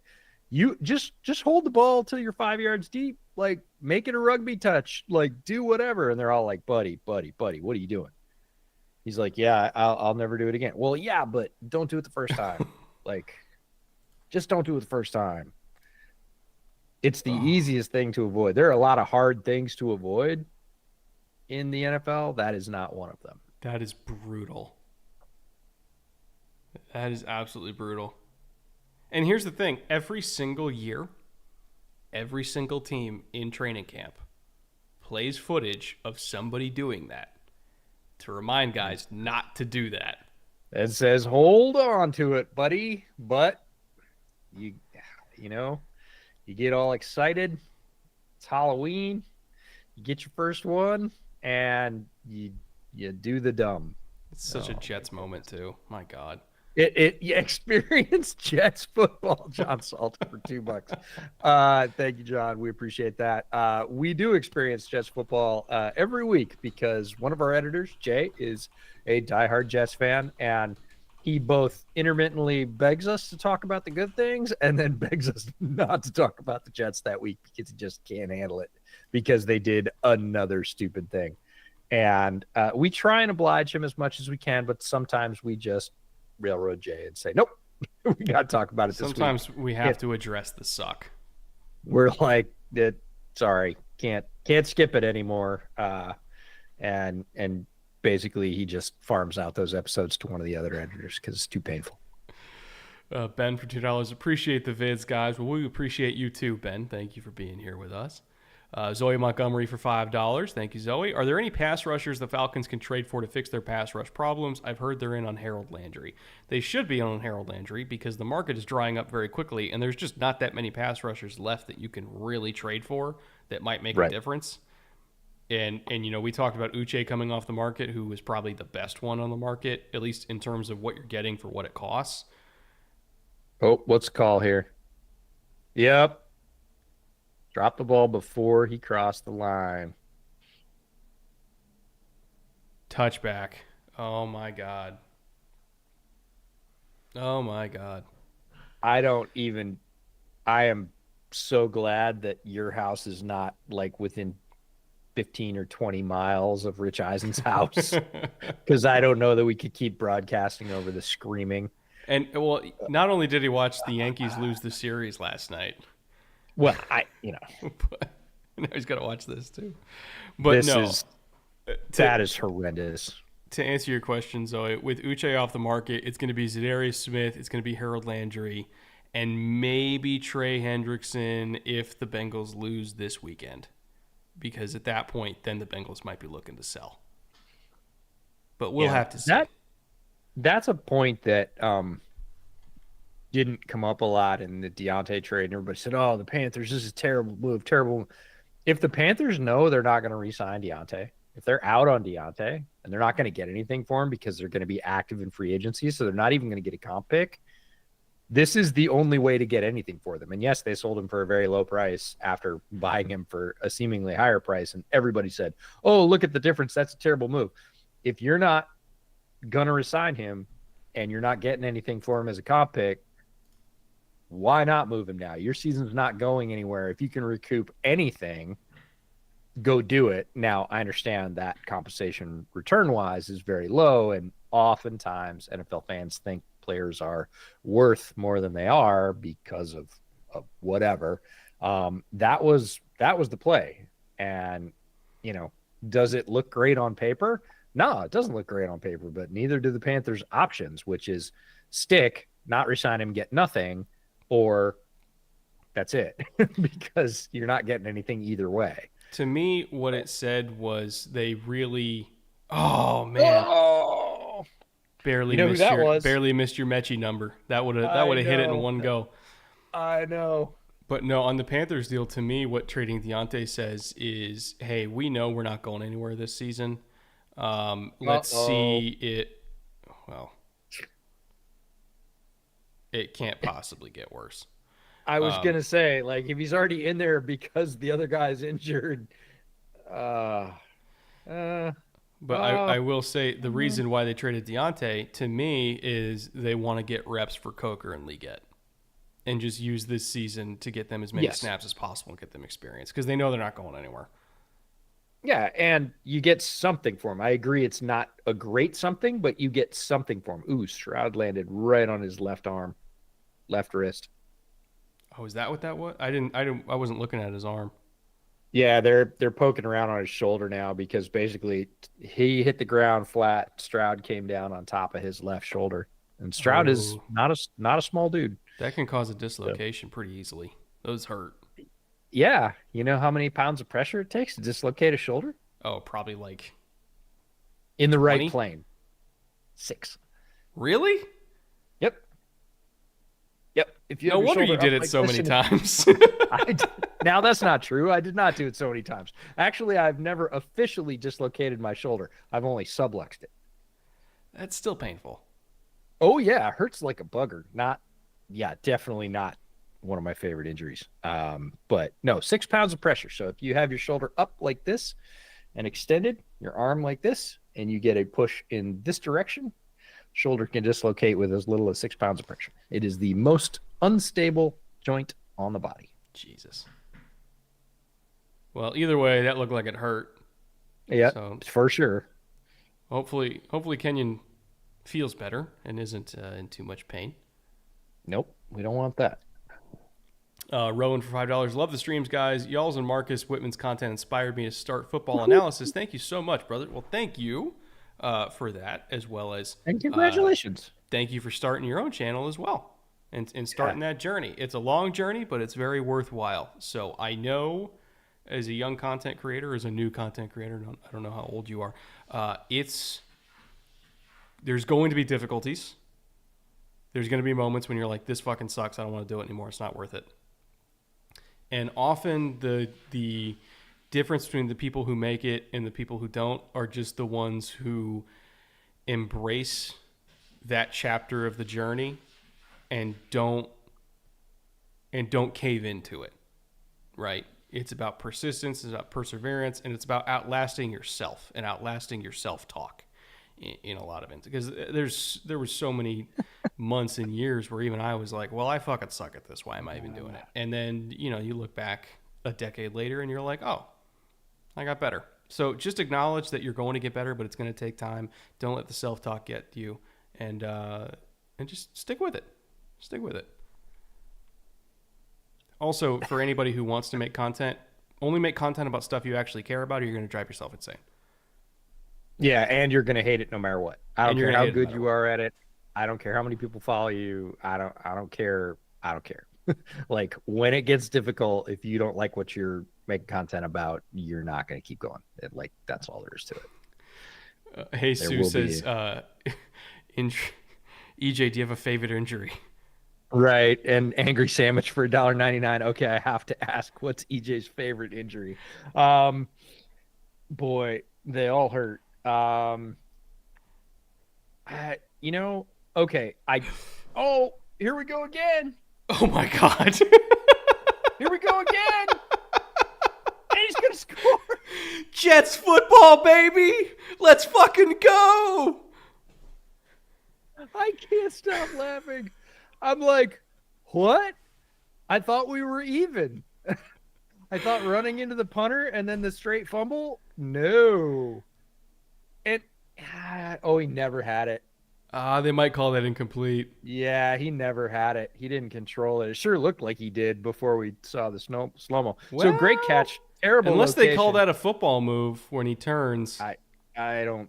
Even as he's turning, it's coming loose. But luckily, the refs have figured out, and this is one of my favorite things about the refs, and I have very few this year, is that they are not calling those plays dead, because that was so frustrating last year when they were instantly calling those dead, and they're like, well, it's dead ball, and so it's not reviewable, and it doesn't really matter. They're letting them play out this year, figuring it out with replay and getting more of those calls correct. I'm not saying they're getting them all correct, because that's never going to happen, but way more of those calls that are huge calls and can turn a game are being decided with all the additional extra time, angles, and clarity of replay. And that is a good thing. That is a move in the right direction for the league, because that was so frustrating last year and the year before when you get a quick whistle and knock it out. All right, I do have a favorite injury. What is it? And it's because it's actually an upgrade. Tommy John? This is the mini version of Tommy John. So it does apply. It is a football injury. I got this injury playing football in the snow, and so it didn't hurt at the time when it occurred, and I didn't even know it happened until my finger started warming up, and then oh boy, did I know it happened. All right, here you go. Did you dislocate your pinky?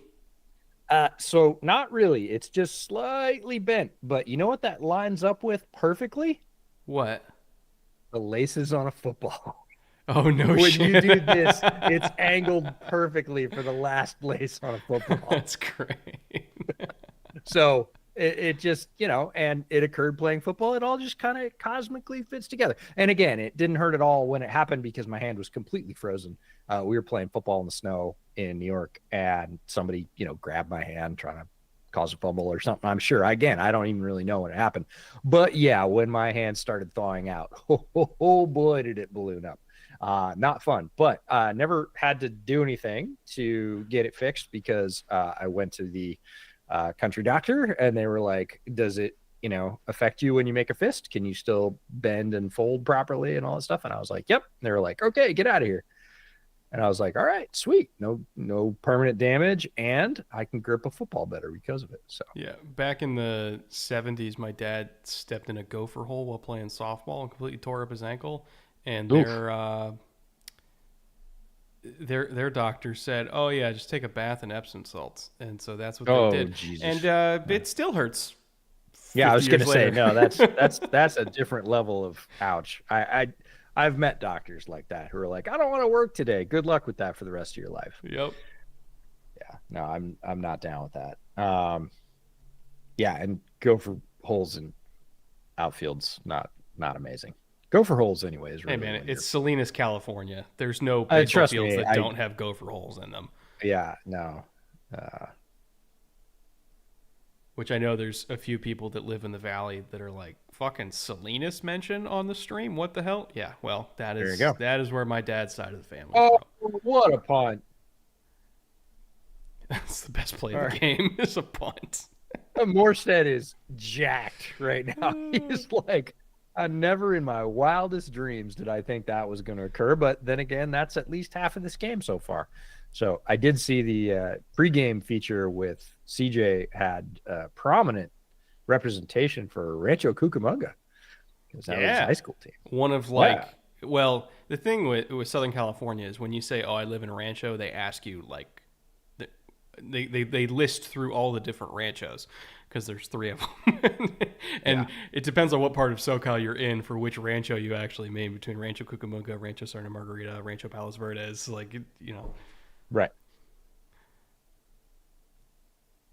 oh God, Mixon got crunched. Although Palos Verdes, because it's Palos Verdes, you typically just say Palos Verdes, but still. Right. You skip the Rancho. I'm gonna drop the Rancho. Yeah, because and usually when you say I live in Palos Verdes, you're like sipping tea and your pinky sticking out. Like it's the whole. I can't do that. Well, I can, but then people ask. Yeah, you just sneeze money all over people. Oh, it was a T injury. That's what this is. That's why it's bad. Tea injury. Rancho Cordova. Yeah, there's a lot of ranchos in California. There's a lot of Ranchos. Oh, good cut from Mixon. God, he's having such a good game. He's making it look pretty easy. He's looked like he's rolled back the clock by like 4 or 5 years this year. I would This is agree. the best he's looked in a long time. Yeah, he was sort of grinding down in the end of his Cincinnati tenure. It didn't look like he, age was catching up, bring back. And, so we were hoping that he would look good when he went to the Texans, but I don't think either one of us thought that he would actually look like this because, yeah, he looks like prime Joe Mixon at this point. Or maybe just a tick off, but a lot closer than he was for sure. And they are making some gigantic holes in that Jets defensive line. Whoa.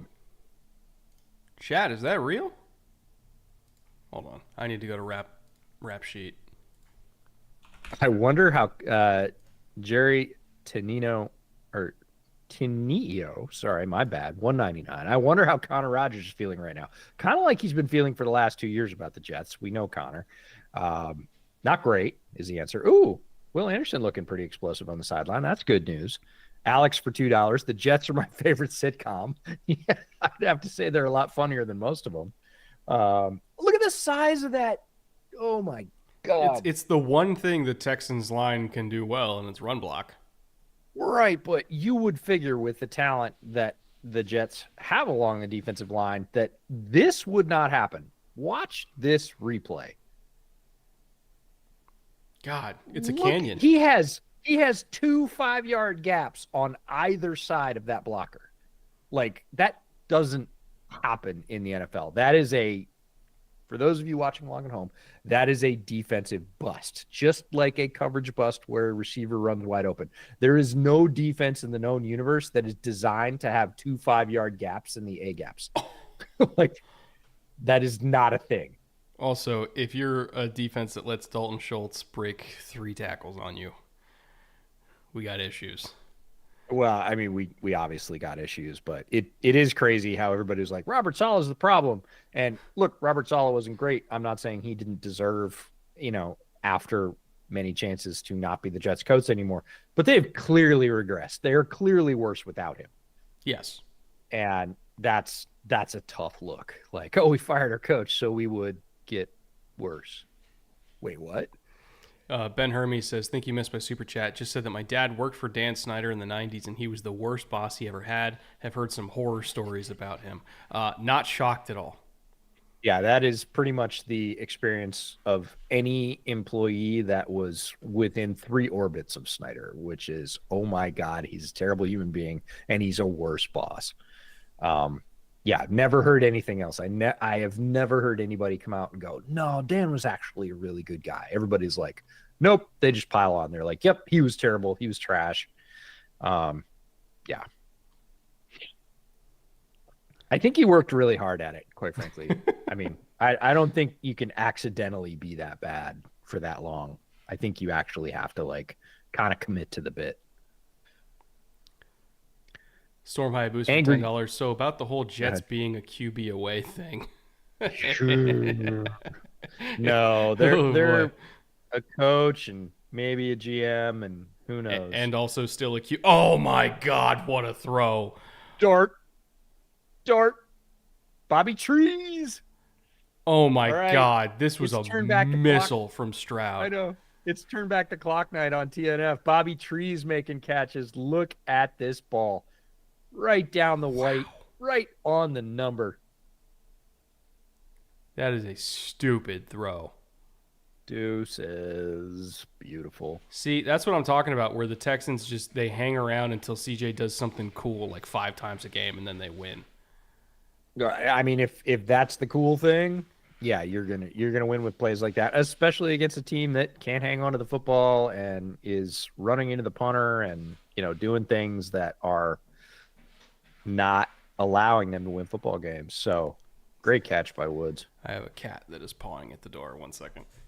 All right, Angry Sandwich for $4.99. It's Halloween night, and I'm watching Sicko Football and listening to EJ Lord 10-10. Hopefully that's 10-10, no notes. EJ Lord, there's plenty of it. And Sicko Football we have pretty much every Thursday, so come on back for that. We appreciate you, Angry Sandwich.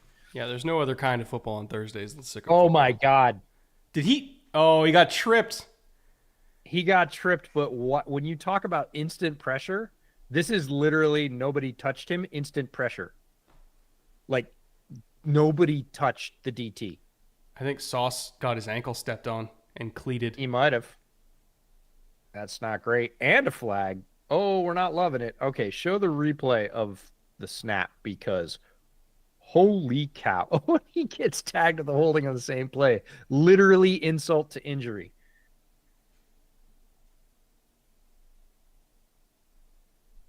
So I'm trying to see if they have an angle of him getting stepped on because it looked like Schultz. Yeah, right there. And another near miss to Mechie. Why? Because CJ got literally instant pressure, as in no one touched an interior rusher, which again, there is no offensive scheme where you leave one of the interior guys untouched on a passing play. Like, yes, there are screens that do that. Yes, there are toss plays to the outside where you're actually trying to lure a defender through the middle. Like, punish them for penetrating upfield. That was not one of those plays. Like, yeah, there's no play where you go, oh, yeah, just leave him completely untouched and let him run after our quarterback. And the quarterback also has to throw. Oh. Okay, they got him blocked up. Look at the size of it. That's the entire left side of the line. But it's not just about the size of the hole. It's the fact that Joe Mixon is getting so much out of every carry once there is a defender squaring him up. He's not giving them good angles to hit them. No. Watch like the left his side. Feet are just so good. Okay, Stover comes on the kick. Oh, he misses him, but it doesn't matter. And then whoop.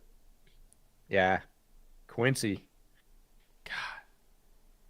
I'm telling you, man, like Joe Mixon is single-handedly this season converting me into a believer in paying running backs. Like he makes such a big difference. Yep, fountain of youth.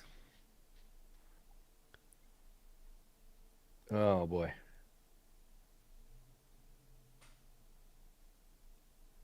Now McDonald's down? Oh my God. What is it with pass rushers and MetLife tonight? Because Holy cow. they put a MetLife game on Halloween. Like this is the NFL's fault. Yeah. No, I agree. Also, okay. Thank you once again for that $10, by the way, Storm Hayabusa. Appreciate you for that one. Eli Harrell for $2. Brett will be calling for Tyler Booker to Houston.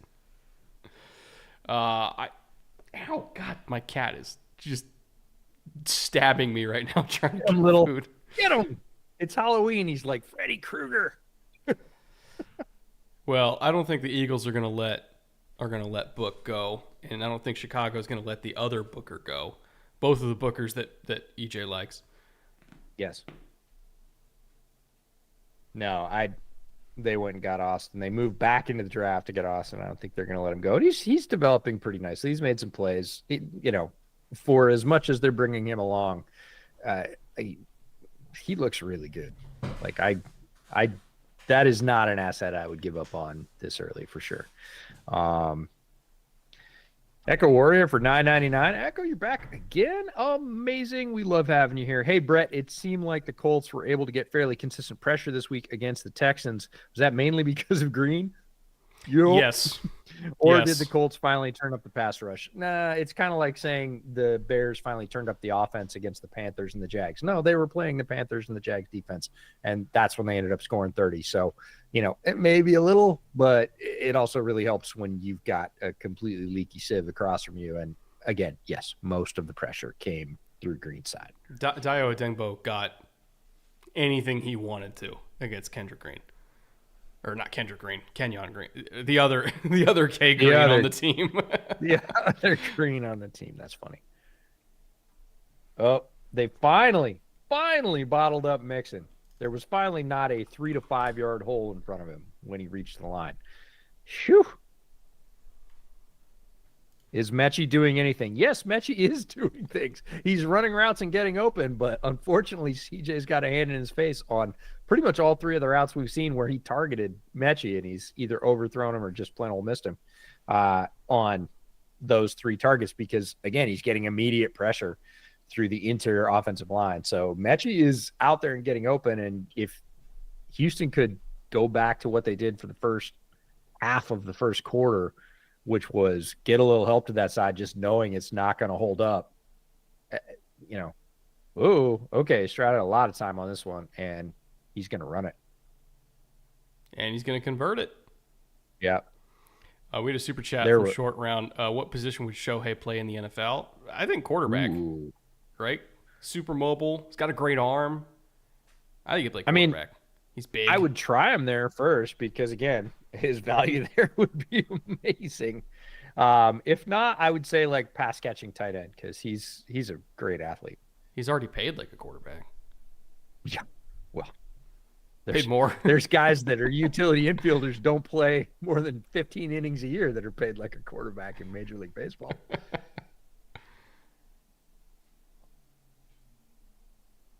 All right, let's see if somebody can finally score. Okay, now the Jets are starting to dial in a couple of those run concepts. They got sick of it, but you know what that means, right? Now the passing lanes are going to open up. No, what it means is we might get a Kaimi Fairbairn field goal, which is what I need. Oh, okay. All right. Sorry. I forgot about the larger agenda. I did for just a second. If we win by 1 point, as long as we get 3 Kaimi field goals out of it, I'm good. Mission accomplished. My super chat is the comment, I'm about to leave. YouTube's being weird. Okay, Sean. Thanks for that. We appreciate the notice. All right. Oh. Yeah, I just got rid of it. He's lucky to have gotten rid of that. He is starting to have a little bit of that hang for a half a tick longer than you want to see him hang in the pocket for. It's sort of like mini pressing. It's like, I just want to just one more leg. I haven't gotten one, and somebody will break open. And as opposed to, nope, I've been here too long. I got to go. I don't want to get hurt. This play is not getting me anywhere. I'll just live for the next one. He's got a little bit of that sort of obstinance about, I got it. I made so many of these last year. I'm glad he got rid of that one. Would have been a not fun loss right near the red zone. Okay. More pressure, but he's got it. Oh, my God. Hell of a drilling throw, darts. Too. Yep. And for him, again, you had immediate pressure from the left guard spot. The other K Green immediately got beat. And watch this. Watch 53 from the Texans. Yeah, the eyes downfield is my favorite part. So he steps up here. He sees his lane, cuts back up, and the whole time he's looking. Like, even as he's making that cut, look at that. His head doesn't drop. He's eyeing that throw the entire time. That's impressive. But to have that immediate pressure. Oh, man. And again, Mixon made him miss. His hips are on a swivel tonight. They've shown at least 3 replays where he is just literally kicking his lower half out to the side and just sort of staying upright. Yeah, very, very difficult to tackle when Joe Mixon's running like that. And he hasn't run like that in years, to your point earlier. Watch him kick his lower half out. It's contact balance. It's center of gravity. Like the fact that you can change direction like that at 225. It's just Yeah. nothing you can do. High level talent. Yeah. High level talent. All Ryan right. Well, we got a Milan for touchdown. $5. Am I crazy for thinking an average quarterback could take the Giants to the playoffs? Dable gets guys open. DJ just has no anticipation. Love the content. I think if you put, who's an average You got your starting point. quarterback? Yeah, we had some of these. Like I would say, Like, who's the worst quarterback that could take the Giants to the playoffs? Carr, if he's healthy. I could see that. There's a world where that works. Yeah, I mean he's pretty. I think he's average in the way that he can be a like just tickling top 10 quarterback when he's playing out of his mind, and other weeks, maybe even the very next week, who knows, maybe even the next half, he can be the 20th best quarterback in the NFL where he's just like, he's missing some stuff. And, and so there's this variance, but that to me is a middle of the road quarterback. You're looking at somebody that has to be around the 15, 16 mark. He can be 4 or 5 spots above that on any given week. He can be 4 or 5 spots below that on any given week. I think so. Right now, if I was ranking all the quarterbacks in the NFL, 16th would probably be Trevor. And I think you could make the playoffs with Trevor. Yeah, with the support in New York. Yeah, and again, he's like Carr in the fact that when he's throwing the ball well and taking care of it, they look pretty darn sharp. And you think, aha, that's why he was that high a pick. And then the next week, you're like, gee, Trevor, come on. Oh, man. Third interception. Like, what are we doing here? Like, that guy was just standing there. So it's that high variance, but it's the variance around the middle. There is talent to go above and consistency that drops below. So when I think about guys in the middle, it's not one guy that just plays at the 16th best level all year long. I don't think there are that many of those guys. Tofu Tumo for $2. Higgins, quote unquote, injured, baiting a trade before deadline. I have to imagine it's on the table, but again, it just depends on if the Bengals lose this week. If they go to 3-6, that's a very different outlook than 4-5. Like very different outlook. So a 3-6 Bengals team probably is taking calls on both Higgins and Hendrickson and just punting on the year. A 4-5 Bengals team maybe tries to rally and make a push for a 7 seed or a 6 seed. Yeah. Yep, I would agree. And even then, hold on, if they're 4-5, Steelers are 6-2, so there'd be 2 games outside the division. It'll be an uphill battle, but it's not like inconceivable that they could still win the North. Oh man. Okay, I love Top Gun 87's question for $5. Thank you very much, Top Gun. If Kyle Shanahan and Mike McCarthy had a Freaky Friday style body swap last week, how badly would the Shanahan Cowboys have beaten the McCarthy 49ers? That's one of the greatest questions of TNF so far this year. That's amazing. I love it. I would say at least by 20. At least. It doesn't. It would be a very large swing. Those two particular coaches with those two particular teams, you're talking about a not small amount of variance between the two. Also, CeeDee Lamb would get like 300 yards. Yeah. And whoever was it, Rico Dowdle? Yeah. Well, he got sick, but yeah. Right, but he would come off the bench and run on one leg and have like 134 yards and 2 scores. And everybody would be like, what? Rico Dowdle? Like, and then he would get hurt the next week, and whoever's backing him up on the practice squad would come out and get another $1.25 and a quarter. No, it'd be a Zeke legacy game. He'd look like he was 26 again. I don't believe that.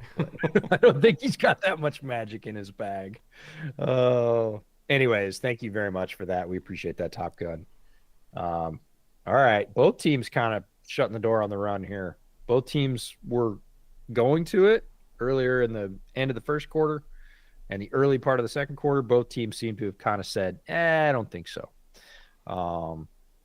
Jeremy Tinio for $2. I wonder how Connor Rogers is feeling right now. I think he's numb to it at this point. Yeah, we did that one. I said basically like the same way he's been feeling for the last year and a half.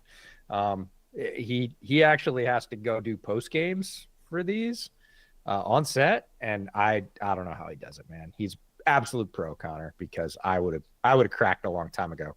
Uh, he certainly showed some discontent, but much more restrained than me. I don't understand after 8 weeks of film why teams are still trying to do these cute little smoke routes against Kamari Lassiter when Lassiter's in off coverage. When he drives and tackles extremely well. Like he's already one of the better corners in the league in terms of being able to do a quick trigger and then making a physical, sound tackle on a receiver in space. You know Why are why? you even testing him at this point? You know why? Because the Because they're Jets college don't. scout. They didn't listen to their college scouts. Because college scouts, he did that in college. This is not Yeah. something he's morphed into in the pros. He was extremely good at that in college, and they just didn't listen. They didn't draft him, and then they were like, "Oh, they seem to have forgotten." Like teams do this. Teams go back to their college scouts to talk about the rookies they're going to face in upcoming games in their rookie years, and say, "What do we know about this guy?" Obviously, they have film on him from his 4 or 5 or 6 games of pro football, but they will also go to college scouts and say, all right, what was the book on this guy? What's he good at? Oh, we have a rookie starter this week at wide receiver. What should we be looking out for? Like they take all that information. They don't just put it in the vault and forget about it, but they're obviously not listening to him if they're thinking that's a good play to run to his side, because they would look up and go, oh, strengths, absolute menace against a short passing game. Like complete missile. Yeah, he's a DB at Georgia. Yeah, Like, you and don't he play on that mashed team people. unless He you was tackle. super physical in college. So, a Glow Sky for $9.99. Thank you, Glow Sky. PSA to go check out Bear Era. Let's go. Keep up the great content, gents. So, Bear Era, my new Bears podcast. We are 5 episodes in now. Just dropped the Cardinals episode. You can check that out on YouTube. Go check it out at Bear Era. But thank you, Glow Sky. That's very kind of you, and we appreciate the $10 and you hanging out with us on Halloween as well. Yeah, just recently had JT O'Sullivan on the show. You guys had Robert Mays. Who then teamed up like a week later. So Bear Era, bringing people together since 2024. Always a fun time. I mean, two greats of YouTube and football analysis. Super fans of both JT and Robert. Love their content. Have for years. It's really cool to see them be together. Alex for $2 says the Jets are my favorite sitcom. That's right. Sure are. Accurate. Oh God, they're just housing candy corn on the broadcast right now. Oh God. All right. Are you a candy corn guy, by the way?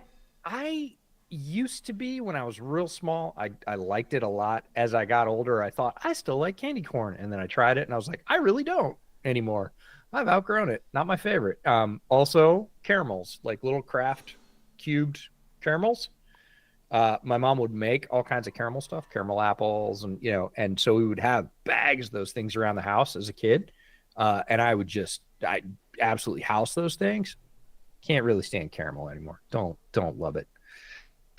People are like, you want some caramel? Or hey, this candy bar has caramel. I'm like, I've had enough. I'm good. Wow, I there think are I hit my a lifetime limit. lot of bags. Yeah, well, come on. I mean, I was gonna say they kind of deserve them. They don't kind of deserve them. The Jets have not played up to expectations this year. Purely, that's it. Oh, Daniil Hunter, there's your pressure, buddy. Daniil and Danico. Well, Daniil got a hand on him to force him up, and then Danico finished him off. Came again.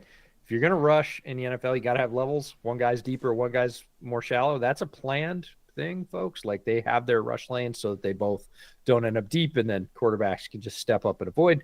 One guy's the short guy, one guy's the deep guy. Both did their jobs perfectly, and one of them's going to get the sack. And damned if you do, damned if you don't. Rodgers stepped up, but Autry was there to close him up, and that's the end of that Jets possession. Hendog for $10 says, I'll forever remember being on the sideline my sophomore year of high school, and our starting 5 got a sack and came running off holding his hand. His middle finger got dislocated on the quarterback's pads. Mm-hmm. Ugh, I can't tell you how many stories that I've, like when I talk to old players and Mm-hmm. talking to Baldy about this years and years ago, where he's like, yeah, if you're playing in the trenches and you're reaching out trying to block somebody, eventually that finger's going to go into a face mask and then they're going to turn their head the other way. and your That's finger's that. going with it. There's nothing you Yeah. could do about that. Yeah, and So, receivers too. Like when you uh-huh. look at, there's a great black and white photo of Megatron after he retired, Uh-huh. and he's just holding his hands up. Calvin Johnson, he's holding his hands up like this, and it's a black and white photo, and every finger tells a story. Like none of them are straight. Yeah, Uh, clearly Matthew Stafford throws a he very, very, very hard football. can throw a fastball for sure, but yeah, it's that's why when we talk to you about linemen, I don't care whether it's offensive lineman or defensive lineman, if a lineman plays with no gloves, no tape, that dude's a savage. It's like walking into a bar and seeing a guy with cauliflower ear. Just stay away from that dude. I'm Oh, trying to Mixon just find. running him over now. So when Sean French said, "My super chat is the comment I'm about to leave," I'm looking for the comment that he left, and I don't see one. Oh, he just said, I'm about to leave. YouTube's being weird. I think he was just like leaving to reset. Oh, I think he meant the comment he's about to leave. Oh, Comma, YouTube is being weird. got it. Okay. You read that better than I did. I think sentences take on new meaning when there's punctuation, EJ. I get. All right. Both teams kind of saying we don't want to look silly on national TV against the run anymore, which I appreciate because boy, did it look silly. The Jets are going to want to burn that late first, early second quarter tape against the run because yikes. It was like junior high bad. Uh-oh. Good night. Well, Oh, Tank Dell just hit his over. yeah, for sure. All right. So are you? Oh, you didn't do Tank. You did Xavier. Hey, man, I it could still trust me, happen. I'm used to it at this point. It could still happen. Your TNF slip career this year has been spotty. It's a TNF Jets game, all right? I knew this was going to be a shit show. It's true. You just missed the shit show. No, I need to. We need to convene at a neutral, i.e., not Washington location for a TNF game. I gotta be able to put in my own slip. Oh, Stroud. Nah, I'm not gonna get anything on that one. That was your over for Hutchinson yards. the one fuck it, Xavier's down there somewhere target for the half. Yep. Uh-huh.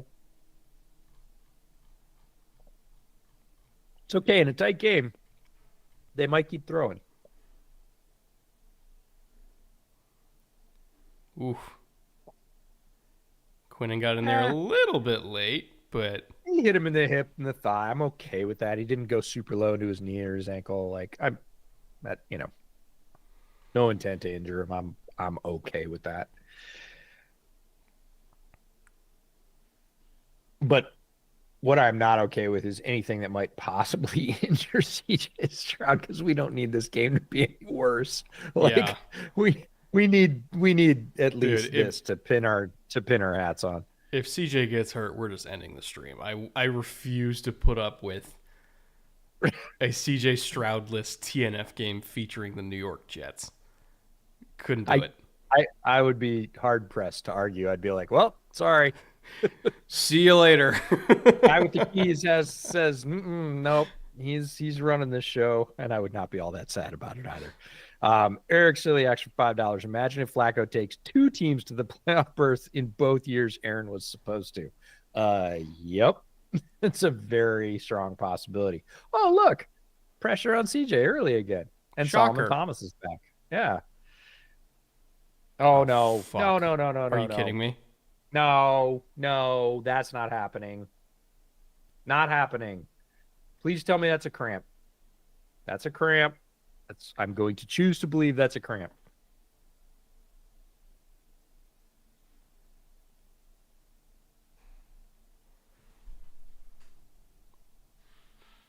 I can't even tell what happened. Kind of looked like his right leg got kicked out.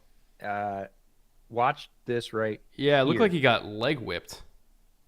Yeah, a little bit, and then kind of Solomon Thomas. Maybe he had the inside of his leg, might have been a left hip thing. Like right here. Maybe? Or did Maybe. the air and then he just got mushed by Williams on the top, so it could have been a shoulder thing. Could have been landing on the ball. Well, he's limping a No, little bit. I think he got leg whipped. it's that right leg. It looks like. Yeah. That could have All been like a right. shin to shin, Yeah, he's got that right toe out a little bit, a little bit. What an Yeah, what's his odd right? injury. No, right leg right here, right there. Oh, Yeah, God, shin to yeah, shin. that's shin to Yep. shin. Also, by the way, tripping. Hi, hello. Ow. That's having done that in soccer many times, and yes, very tripping. That 100% literally is a tripping. penalty. Yeah. Shoo, flag up. Okay, he's gonna have a nasty bone bruise on his shin. I've had lots of those. They leave a nasty bump and they hurt real bad. That's like when you get kicked like right below or right above the shin pad. And of course, Kaimi misses one because I bet on a kicker. Like even though it's the best kicker in the league.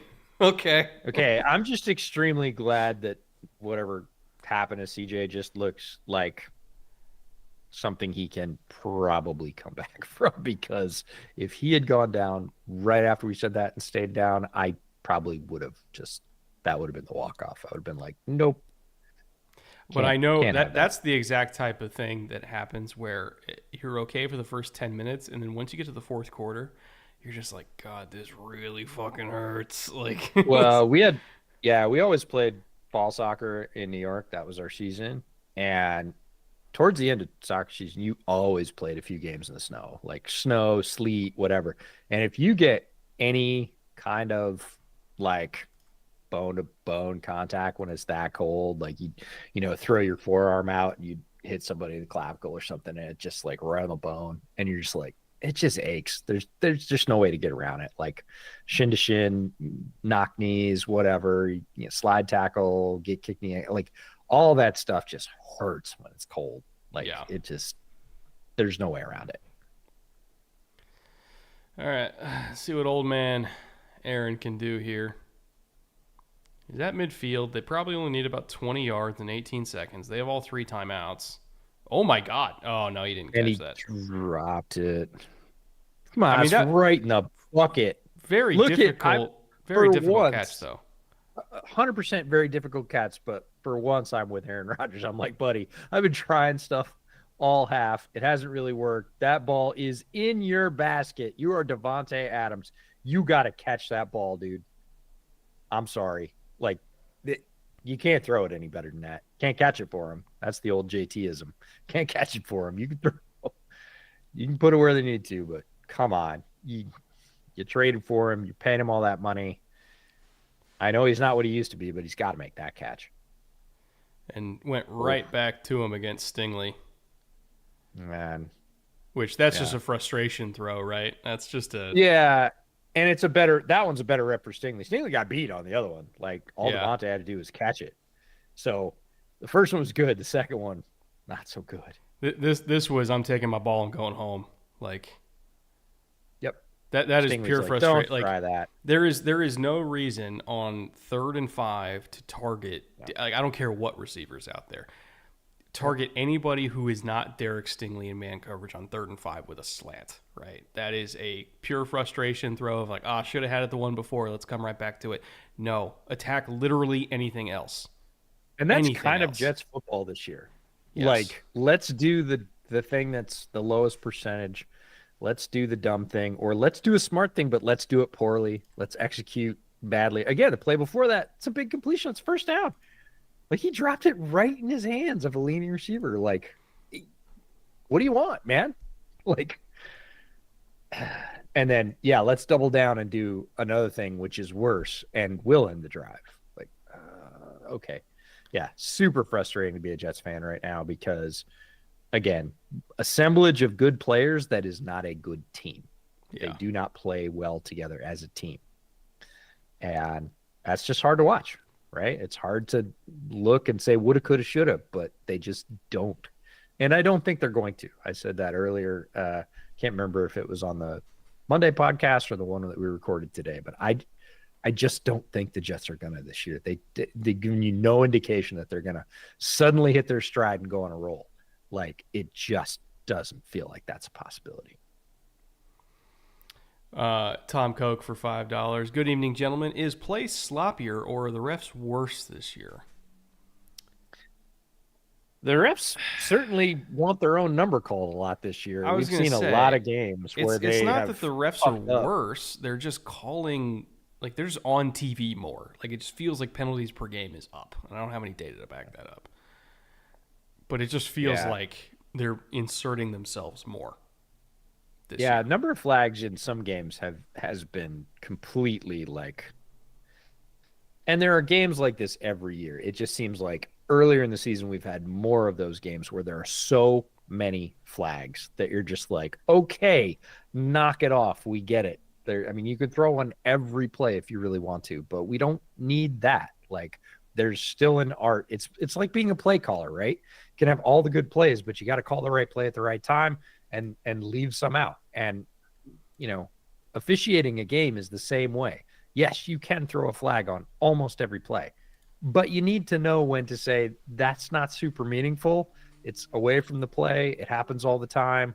I'm not going to call that, and have that balance for both teams. That's the art of officiating. It's not, oh, I saw a penalty, I'm throwing a flag, period, end of story. I know there are some people that feel you should officiate games that way. I don't. I certainly don't believe that's the case. And this year, it seems like the needle is closer to that more often, where it's just like, hey, I saw something, I'm throwing a flag. I don't care if it's 15 yards away from the play. And there's something to balance out here. Hen Dog for $5. On the whole, NFL helping the Chiefs, what would it take to get Lamb out of Dallas? Well, at this point, that's impossible. But if the Chiefs made an offer in the offseason, right, and it would take multiple firsts because everybody assumes it's going to be at least the 29th pick, right? If the Chiefs offered multiple first-round picks to the Cowboys to give the Cowboys ammo to then move up for one of the big three in the last draft class, they might have done it. Like, they might have done it. Yeah, it might have been 2 firsts and a second, considering the Chiefs, right? It's a low-value draft pick. But now, Jerry already paid him. And when Jerry pays a guy... like, when Jerry pays a guy... he ain't going nowhere. So... Because that's Jerry basically putting his flag in the ground saying, like, we drafted a good one. I'm a good GM. I paid the guy. Like, it's an ego thing. All right. I have a possible upgrade, although I've not had one, so I can't guarantee that it's a possible upgrade. But this is me being influenced by Thursday Night Football advertising. Instead of Malort, because Malort is bottom line gross. So this is just between you and me. I'm not saying leave the Malort league. I don't have that kind of power. I'm not the commissioner. Between you and me, if we make a bet, it's not going to be for Malort because I'm just not drinking any more Malort. I just don't need to. The Dollar Zombie from Applebee's. Oh, here's the thing with the Dollar Zombie. That looks like a drink that in the moment, it's okay. It's probably like an average cocktail, right? The problem is that is the exact kind of cocktail, specifically because it's Applebee's, so it's going to be bottom shelf liquor and super sugary. That is the exact kind of cocktail. You're going to wake up at 3 a.m. with the spins. You're going to fucking hate your life. If there is train tracks within 5 miles of you, you are walking onto those tracks and praying for the sweet release of death. That is the type of cocktail that is a good idea until 5 hours later when you are hoping and praying to see the afterlife, my friend. Do not drink that fucking drink. Okay. Too much but sugar. You're slopping down Malort. Like, I don't know how much I should trust you. No, I know Malort exactly is a correct. manageable hangover. Like, you feel awful, but like there is literally nothing worse than the specific type of hangover you get from a shitty quality sugary cocktail. Like, there's a reason why college kids, I think, are like some of the most survivable human beings on planet Earth because they can drink that shit and be fine. Like, once you're over 26, you cannot consume that anymore. It's not on the menu. It's not gonna. The dollar hangover, the dollar dehydration. Brett speaking from experience. Sounds like, Dude. yeah, a lot of it, unfortunately. Yeah, I've been to New Orleans. All right. Yeah. Like Yeah, I've had a Long Island iced tea once in my life. So lots of alcohol, lots of did, did sugar. I ever tell you what my first drink? So my 21st birthday, I had class until 10 p.m. On my 21st birthday, and then there were people in my class that found out it was my 21st birthday, and they're like, "Oh my god, we're going to a bar." Oh, I thought you meant like you were classy until 10 p.m. And I'm like, hey man, that happens to a lot of people on their 20. Well, I was an idiot, and I thought I was going to make it quote unquote easy on myself, where I was going to load all my classes on one day. And so I went from 7 p.m. to 10 or 7 a.m. to 10 p.m. on like one day a week for classes. So it happened to fall my 21st birthday. And so I'm in class till 10, and my classmates find out I'm turning 21 that day. They're like, "Oh my god, we're going to the bar." So we go to the cantina across the street. And at the time, I didn't really like, I drank beers and everything like that as a college kid, but I didn't know really like what to order at a bar. I didn't have like cocktail knowledge or anything like that. I was just, I was a dumb college kid who was drinking Jim Beam and Natties, right? That's the normal thing that I drank. So I go to the bar and they hand me the menu and like, what do you want to drink? Like, we have a whole bunch of cocktails, pretty much anything you could ever want. And one of the only cocktails that I really knew the name of that just fell out of my mouth was, "Oh yes, I'll have an adios motherfucker, please." So my first legal drink at a bar was an adios, and then I had 3 of them. What? It's not a good situation. Was not the last thing to fall out of your mouth that night. Oh my It God. was terrible. That is rough. I mean, there are lots of nasty 21 run stories, let's be honest, but occasionally, they're just people like, no, I've never had anything. And your, 110-pound best friend's girlfriend says, I don't know, how about a Long Island? And you're like, Please don't. I don't Please think don't. that's a great way to go, but I'm not calling the shots here, quite literally tonight. So, all right, Willis Honeycutt has to clear his name. I want to clear my name. I'm not on my honeymoon. But also, how do we feel about Lad ROS for fantasy? Seems like he's more volume than expected. Okay, Willis, I'm really glad you're not on your honeymoon because now you're asking fantasy questions. Oh, welcome back and thank you for the super chat. And we're glad that you are joining us on Halloween and not on your honeymoon. Did you say Lad from the Chargers? Yeah. So Lad is exactly what the Chargers expected him to be, right? Like he is a breaker of man coverage. He's great at separation. He was never really a contested catch guy, but he's made some really nice contested catches this year. And Justin Herbert is just playing at such a ridiculous level right now, and clearly, like, he trusts Lad. He has trust in Lad. He's been targeting him more and more. And I would not be surprised if Lad and not Palmer is like the true number one for the rest of the year, just because I think Palmer has physical skills. I don't want to say Josh Palmer doesn't have physical skills, but if we're looking at what really matters to Justin Herbert, which is just getting open, Lad is quicker. Lad is more fluid. Lad's a great route runner. Like, Lad just gets open. And I feel like that is the quality that's going to determine who is leading this team in targets and yardage and everything like that. Plus, Lad's been pretty good in the red zone, too. So I would say Lad's going to be the number one for the back half of the year.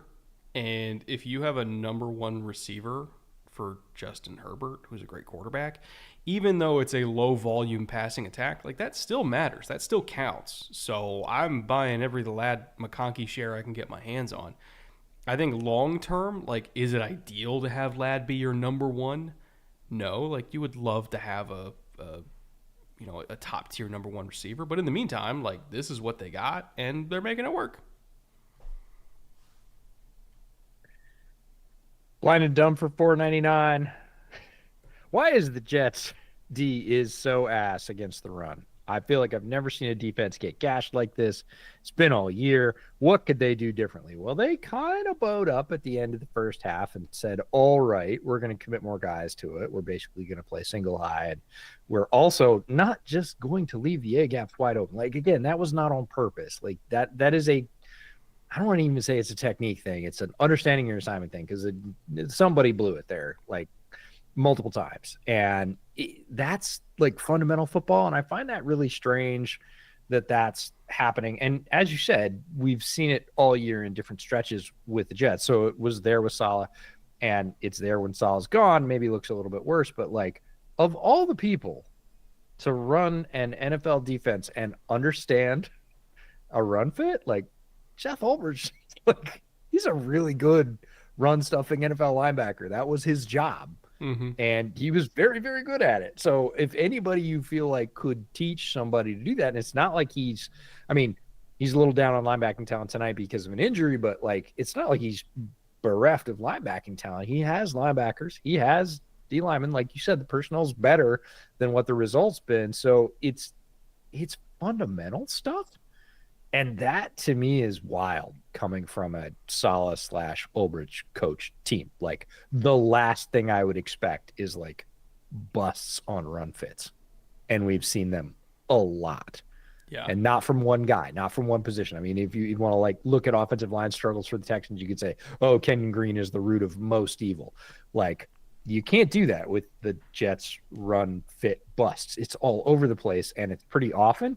And that to me is like, I do not have an explanation for that. That's perplexing. Well, it feels like the front seven is consistently trying to penetrate and get tackles for loss and set themselves up into pass rush situations.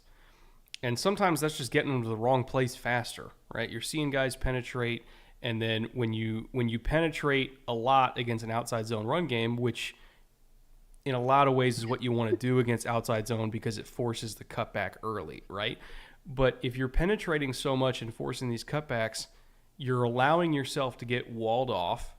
Like you are sacrificing yourself to penetrate and to force a cutback. You're allowing yourself to get walled off. But if the backside isn't there to then close it down, then you're literally just setting up a cutback lane and opening up a big ass canyon. And so for me, it's about the interior defensive line flying upfield and penetrating and setting up these cutbacks, and then the edge rushers selling. Like the edge rushers are the main problem tonight because they're not closing down these cutback lanes that are set up from the, I don't call it designed penetration, but like the intended penetration from the inside, right? Like they're supposed to be forcing an early cutback before the play develops with the edge being there to close it down and finish the play. The interior penetrators are doing what they're supposed to do. The edge rushers are not. So if anything, blame Reddick, blame Clemens, blame McDonald, blame all the edge rushers tonight that are completely selling out the interior. And the linebackers, again, there's only so much the linebackers can do about it too. Because like they have to be front side. Like they can't just wait there and then hope that the rest of the D line makes the play for. Like they have to flow with the play. And they're just relying on these backside edges, and the backside edges are fucking it up. And I don't really know how to fix that, honestly. Yeah, it's not like you don't have the physical skills to do it, and it's not like I think they're probably telling them to do that. It's, hey, we got to hold you guys accountable. This is your role, and you're not doing it. And that's at any level of football for any position. Like, we need you to do this thing, and the play is breaking down because you're not doing that thing. All right, we're at the start of the third quarter, but I'm going to do it anyways. All right. It's your favorite time of the week. It's Halloween. We're pretty much caught up on Super Chats. So throw where you are watching this stream in the chat now, not Super Chat. You don't need Super Chat. Just type it in. Tell us where you're watching from on the planet. We love seeing where everybody is following this coverage from. One of my favorite times of the week for sure. Try and get it in here every week. We don't hit it every week, but starting off with Brazil, that's strong. I would also add in, does your town where you live in do something fun or special for Halloween? Oh, yeah. If you've got a super cool Halloween tradition, toss it in. Everett, Washington, and Adelaide, South Australia. Okay. Well, It's about as far away from each other as you could possibly get.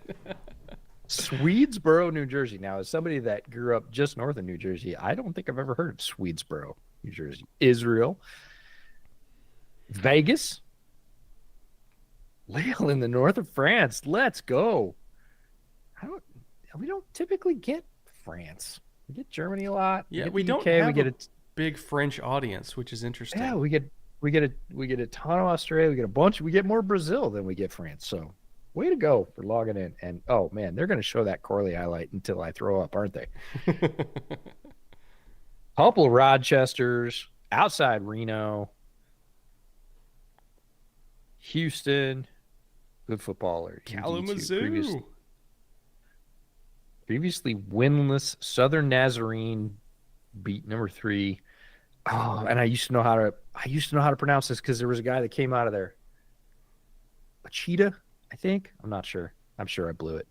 I learned how to pronounce that like 3 years ago because there was a guy that came out of there that was a corner. Anyways. From Nazarene? No, Wichita Baptist. I want to say it's Wichita, but it's not. I'm sure I'm butchering that name. 18-17 is Southern Nazarene's 100th program win. All right, well, there you go. Previously winless Southern Nazarene beat number 3. All right. Goddamn. We love it. We love it. That's great.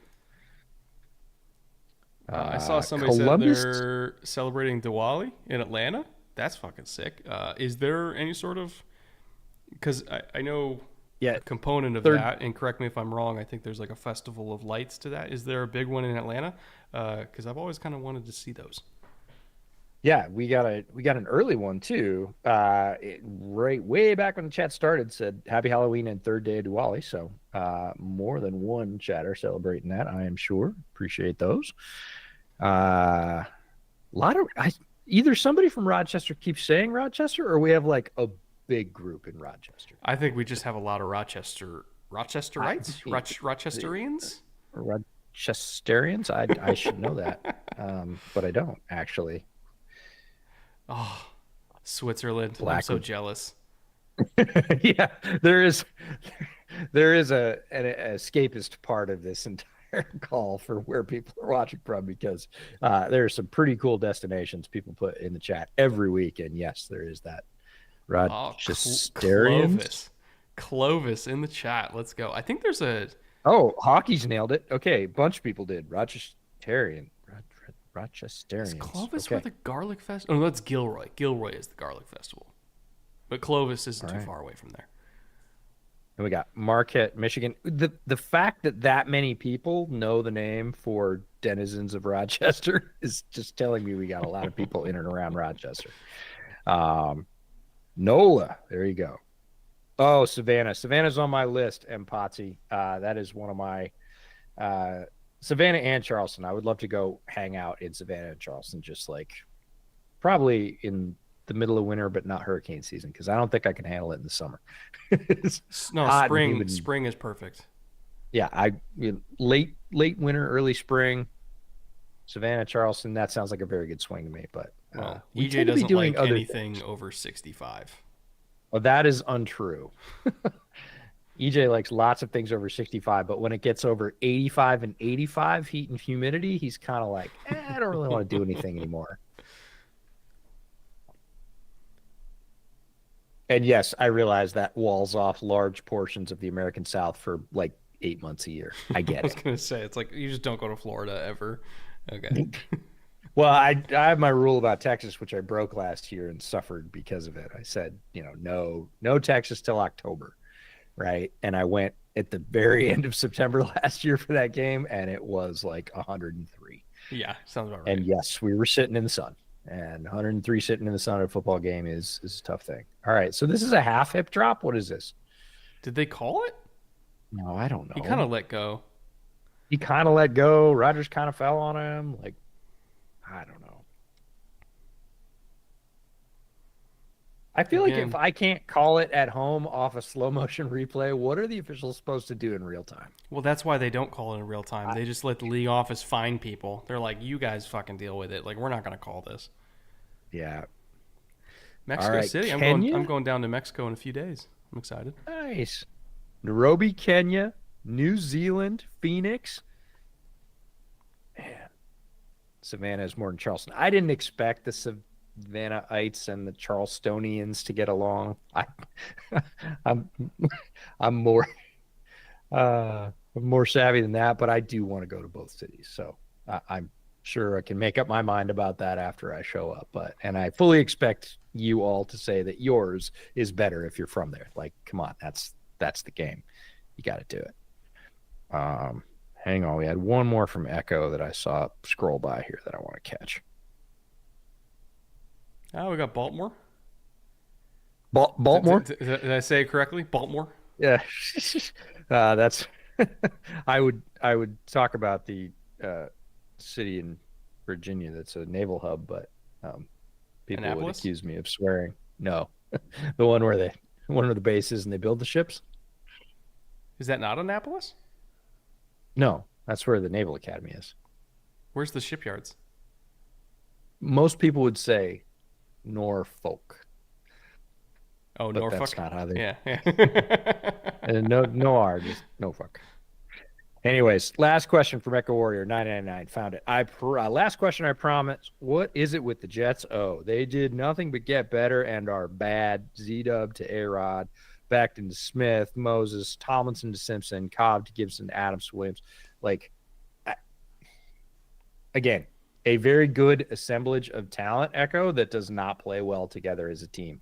And we said this when the OC shift, demotion, whatever it was, occurred, that like, okay, yeah, the previous guy wasn't doing anything, but the last time this guy called plays, people got sick of it real quick. So, call me in 3 weeks and tell me if it got a lot better. And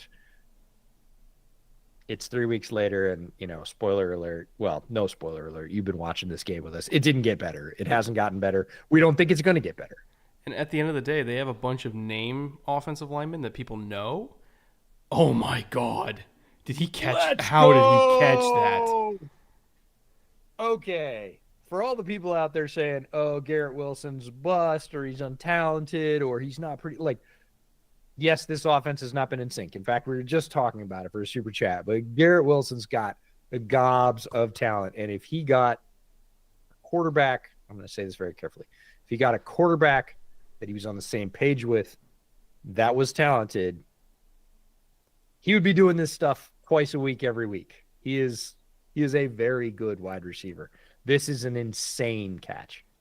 It's a gnarly throw and an even better catch, honestly. Right. And I mean, we're talking about the Devontae drop from earlier. Oh, he made it. Barely, but he made it. But it's Halloween. It had to hit the post. Oh my God. God, the Jets need a new kicker so bad. Tell me about it. Like, line him up again. But come on, Garrett Wilson can catch that, and Devontae can't catch one that he's cradling in both hands while going to the turf. I get it. It's not the easiest catch in the world, but we've seen Devontae make much harder catches throughout his career. And Garrett Wilson just made one. Like, that was a ridiculous stab on the move. Jets, they get the dividend. So Garrett Wilson, very, very talented. I just don't want to hear anything else. I've heard lots from fans of other teams, and then, the AFC's, oh, he's not that good, blah, blah, blah. I'm like, no, the whole offense sucks. We're just talking about it. They're out of sync. They're out of rhythm. They're not playing for the most part, their players' strengths, which is a big no-no for any coach, offensive or defensive.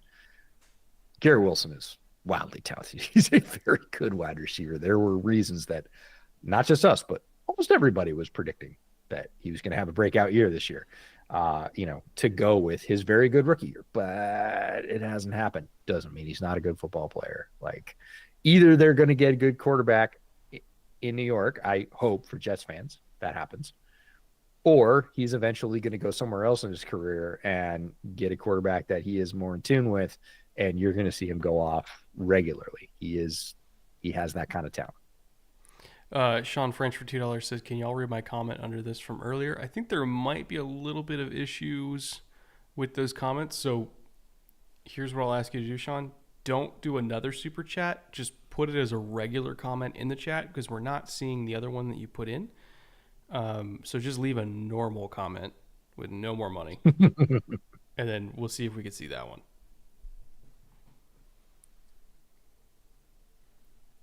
Optic LOL JK S16 for 5. Thank you. Even though they're a college football focused podcast, I would love to see you guys collab with the Sickos Committee podcast. We've gotten several requests for that. I think probably draft season is the easiest time to do that, right? Well, we love those folks. I don't know any of them personally, but I love all of their work. I am huge fans of Spencer and Holly. Always have been. Two of the smartest people I know. Like, forget which kind of content you're talking about. Both of them are incredibly sharp. And yeah, one of my favorite things about them is that they bet on themselves hard twice. People were like, no, it's a niche podcast. You'll never make it.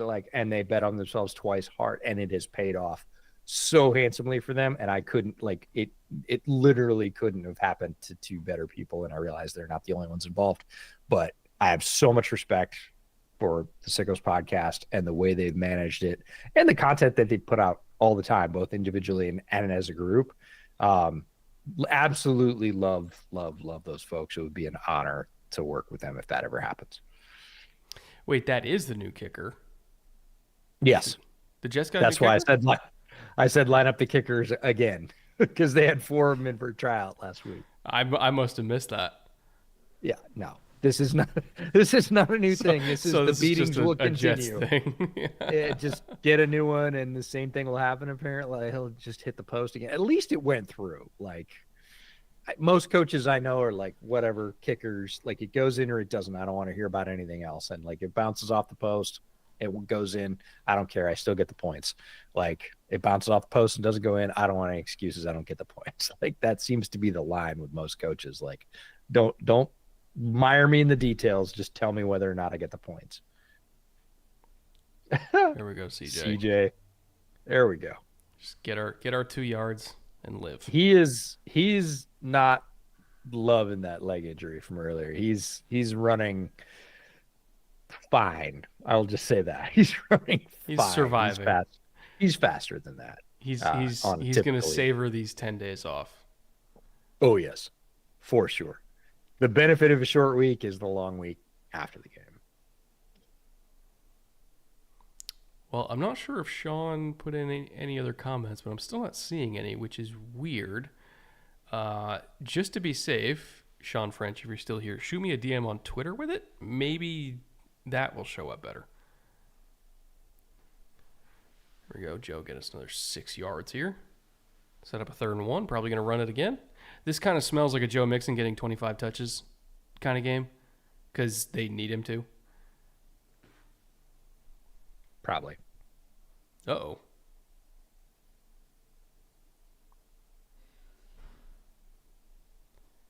Kind of a gutsy call on 3rd and 1 there to have CJ on a naked. Yeah, and that's the thing is those are the kind of calls. It's not a trick play. It's certainly a regular inline offensive play, but it's a trick play in the sense that when they work, everybody goes, oh, wow, okay. And when they don't, you get absolutely slammed for a big loss because there's no fallback. All those guys are covered, and he's got to make it. That's all there is. It's completely on him. So if they sniff that out. And if they send one off the edge, yep, that's it. You're done. You're done. Yep. Oh, hey. Oh, no. Turf monster again. I know. And he would have been rolling for a bit. He had another 3-4 yards before contact, if he hadn't gotten tripped up. He knows it too. He's pissed. He's so pissed. Well, I will say guard play hasn't been perfect since Kenyon Green went out, but it has been better. So we'll take it. Yeah. So Patriots legend J.J. Taylor. Oh, there's your head of steam. There we go. Yeah, don't throw it at all in this drive. Just keep running. He's getting that first down. You can hit me all you want. Momentum is going to carry me over that yellow line. I don't even care if my feet are still on the ground. What does he weigh now? Because I remember when he was coming out of, I think it was Yeah. Arizona, he was what, like Yep. buck 75?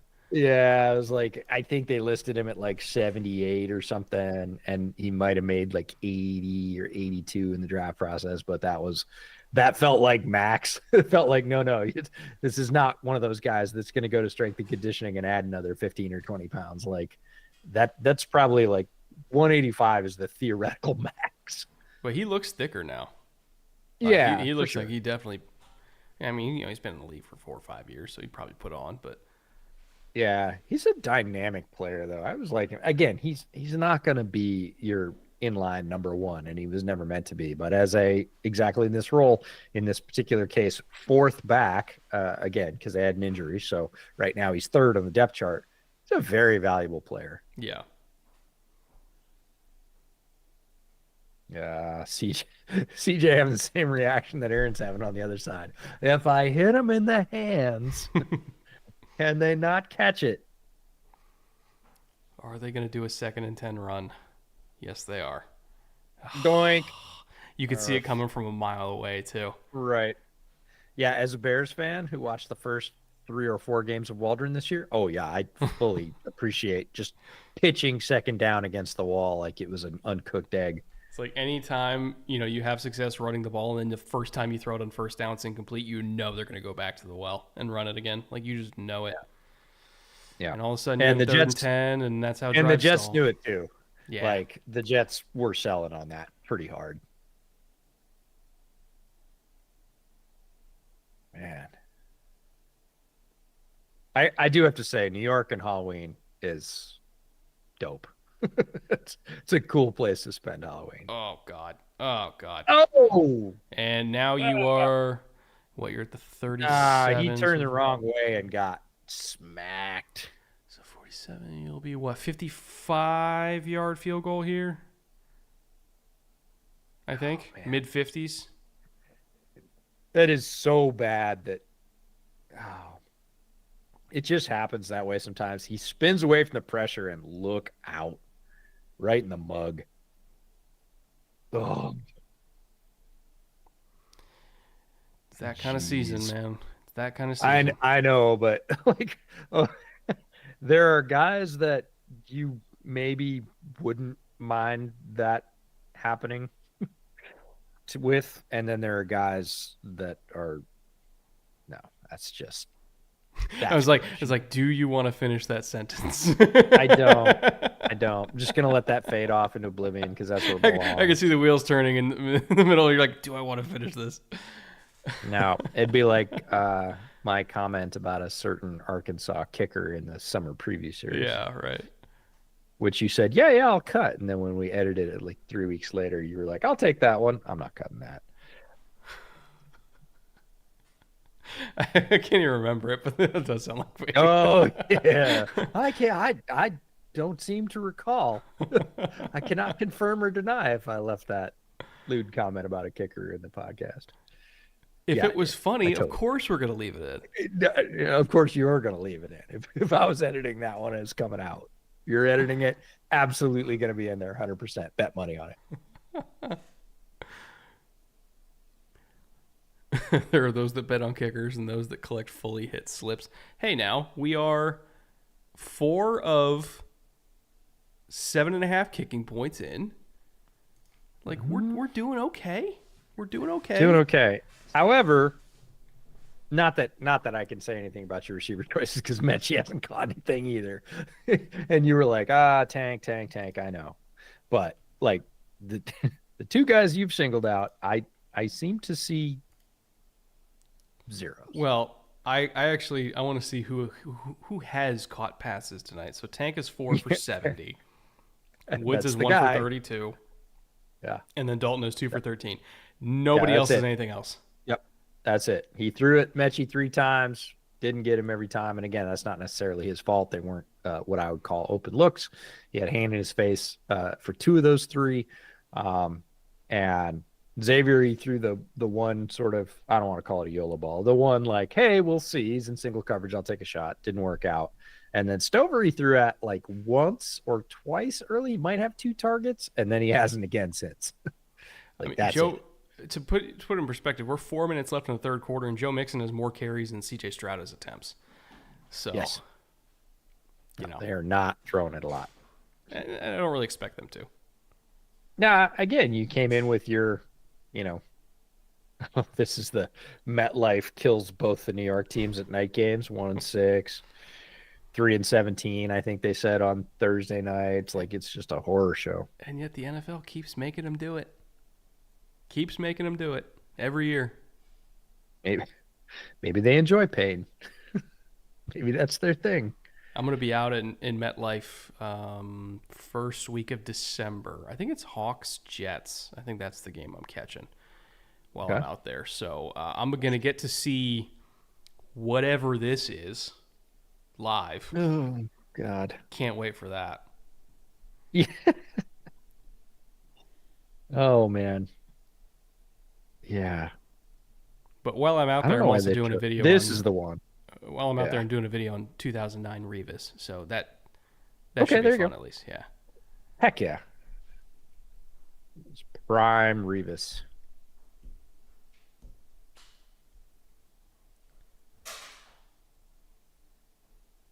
All right, a little play action. Boot. Oh, I hit him in the hands. I don't know, man. That's a tough one. That's a tough drop. Rodgers is just kind of like, again, there've been 3 or 4 of these. Like he hit Brees right in the chest. It literally bounced off the front plate of his shoulder pads. Oh, Bears hoodie. Okay. Like, sure. So he bounced the one off Brees. He hit Devontae in the hands. I'm going to count the one down the sideline, not the next one against Stingley because that was a dumb throw. He just hit Garrett in hands. There you go. Screen game. Get fired up, Brees. Wait, did he not get tackled? Maybe. He didn't think he did. I'll give him credit. Let's see if he kind of rolled over the top of it. Yep. But again, this is the kind of offense you can manufacture that they just don't. Like, this is not super hard to do. Like, yes, Brees has to break a tackle, but he doesn't get touched again for another 15 yards. I think he might have rolled out of that one. Yeah. So, I mean, he's got to throw over a guy, and yep, you got to break that tackle, but he doesn't literally get touched again for 15 yards. And no, he's good to go. Yeah, unless his elbow. Elbow. No, elbow. Yep. In contact with the defender, elbow counts. So. But good for him for getting up, extra A for trying. MetLife is a giant air conditioner. If you look at it from the outside, it does look like a giant HVAC unit. It does. It is not the prettiest stadium. That is faux show. Well, what sucks is like when they built MetLife and then within 10, 15 years after that, you get SoFi and Allegiant and the Viking Stadium, and you compare MetLife to that. It's not even close. Yeah, MetLife was sort of the end of this is a regular stadium. They became palaces after that. Even AT&T, AT&T was built before MetLife. Is that true? Or same time, same ballpark, same era, right? Yeah, same era, and AT&T is a clearly better place to watch football than MetLife. It's not close. I think the last classic stadium, right? Like a stadium that feels like a classic outdoor stadium. Yeah. The last one that will be built, or that has been built, that I think will be built, is the Niner Stadium, Levi. That one feels like a classic outdoor stadium, and I just don't think they're ever going to make one like that again. No, it's kind of not the aim anymore. Yeah. It has to be more. It has to be an attraction. It has to be a destination. It has to be multi-use, and easily so. Yeah. Oh, see? Gosh, guy's got mitts, man. He's going to have some drops, but not too many, and he's going to make catches like that, which not everybody can make. That is the balance. So ATT opened in 2009. When did MetLife open? Probably around then, right? It seems maybe a little bit earlier than that. Yeah, I would say 3-4 years earlier, but I could be wrong about that because I am terrible with dates. But then you got the Titan Stadium, which I think is about, like Nissan, I think is about 20 years old, maybe a little over 20. MetLife opened. Okay, one says 2007, one says 2010. If it's 2010, it's a year after AT&T. There it is. All right, Ooh. wide open. He might have. I think Devontae might have just got knocked out. Out? I think he just got knocked out. Watch how his head hit the ground here. I think he was out. Watch this. Like he looked out. Yeah, I was watching his legs, not his head. Okay, guy just falls off the line. Boom. Oh, yep. But then he just. Yep. No, I got it. That's a little whip shot. Yeah, and you saw the legs. arm, like he was out. Yeah, he's flopping. He was at least hazy. That's a bad one. Yeah, he was at least hazy. Not good. Yeah, he's going in the blue tent. They will probably take his helmet. I'd be very surprised if he comes back. Very surprised. Yeah. But yeah, Nissan Stadium's about 20 years old now. Like that's falling apart. Like, yeah, that thing's absolutely crushed. The concrete job they did at Nissan's not holding up at all. There's cracks everywhere. Like, it's not good. And they haven't really done maintenance either. If you listen to the folks that's on both sides. But yeah, the stadium's not in great shape. And I mean, we're not going to turn this into a referendum on stadium policy because, oh man, do I hate that. we could do a whole podcast on economics of stadiums. A full half a season. Like it's so annoying. Like I just want, what's annoying to me about it is without talking about stadiums, I just want a business where I can socialize all the risk. I can spread all the risk as widely away from me as I want to and privatize every drop of profit. Nobody gets any of that, but we all take the chance together, right? That's the pitch to investors. It just sounds like you want to own an NFL team. Like that. Yes. Yes. I would own a dry cleaning business that made a whole lot less money than the NFL if that was my model, because you'd get all the money you made and all the bills would get split. Taxes, oh yeah, we're all paying the taxes for this thing, not just me. Oh, but all the money? No, that's all mine. And that is the exact reason why the Bears specifically, and you and I talked about this earlier today after we recorded the pod, which is going to be out tomorrow.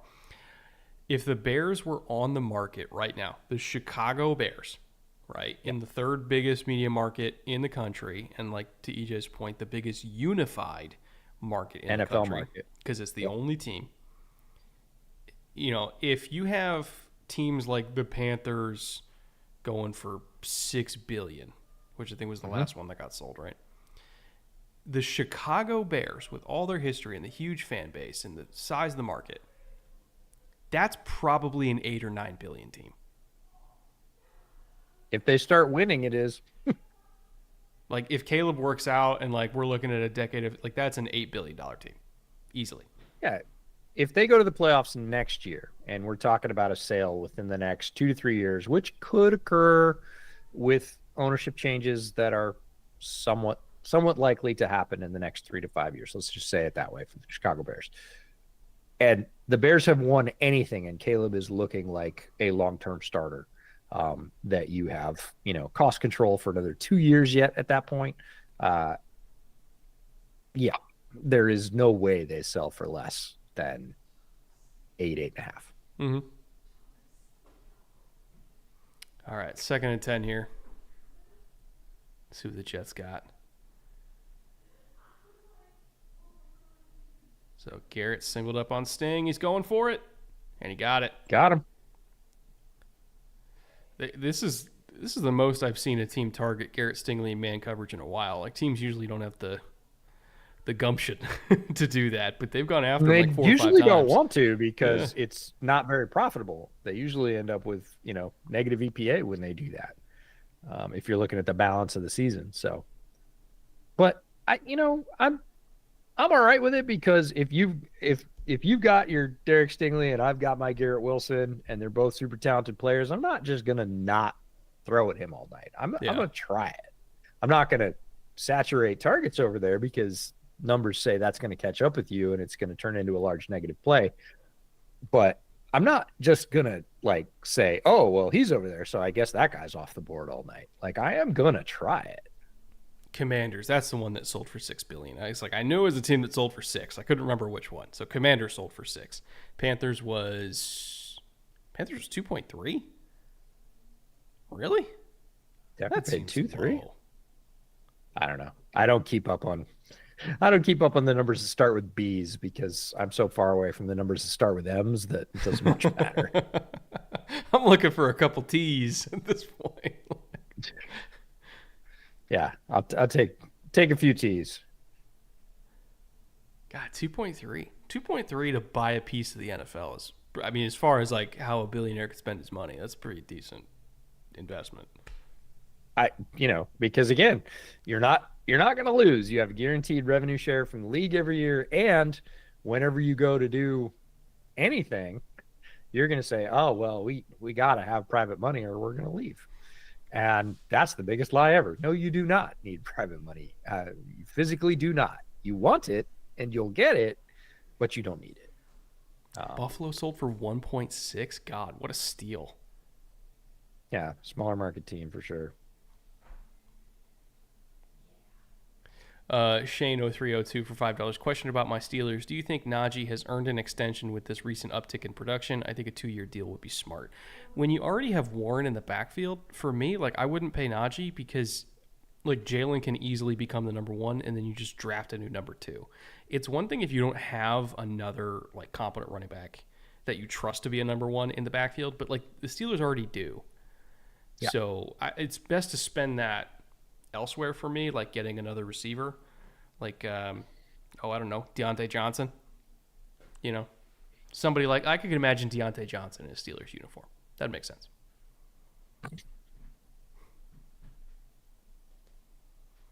Buffalo and Arizona are always the bottom 2 least valuable teams on the Forbes list. I don't know if Buffalo is, like, considering the success that they've had in the Josh Allen era, I bet Buffalo would go for at least 3 to 4 now. Well, and they're building a new stadium, right? So yeah. When you have a team with a new stadium, it comes with guaranteed increases in revenue, not only for the PSL seat licenses, probably increased capacity. I'm not sure whether Buffalo is actually going up or down because they have pretty good seating capacity in Highmark. But, you get the guaranteed NFL events. So there will be a Super Bowl there. That's part of building a new stadium.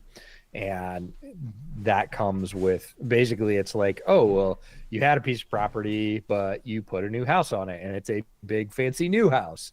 The value of your property is going up because you've increased the value of what you now own and hold.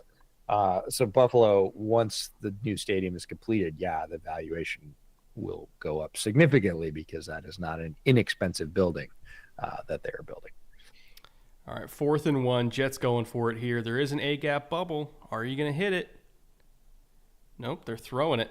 Oh, God, okay, that's kind of a weird camera angle. And he dropped the pick. Oh, no. What? I can't tell if Aaron. That's, by the way, that's the half surrender Cobra. I'm just like, what? What did he do? Like, I think he didn't believe that the ball was there.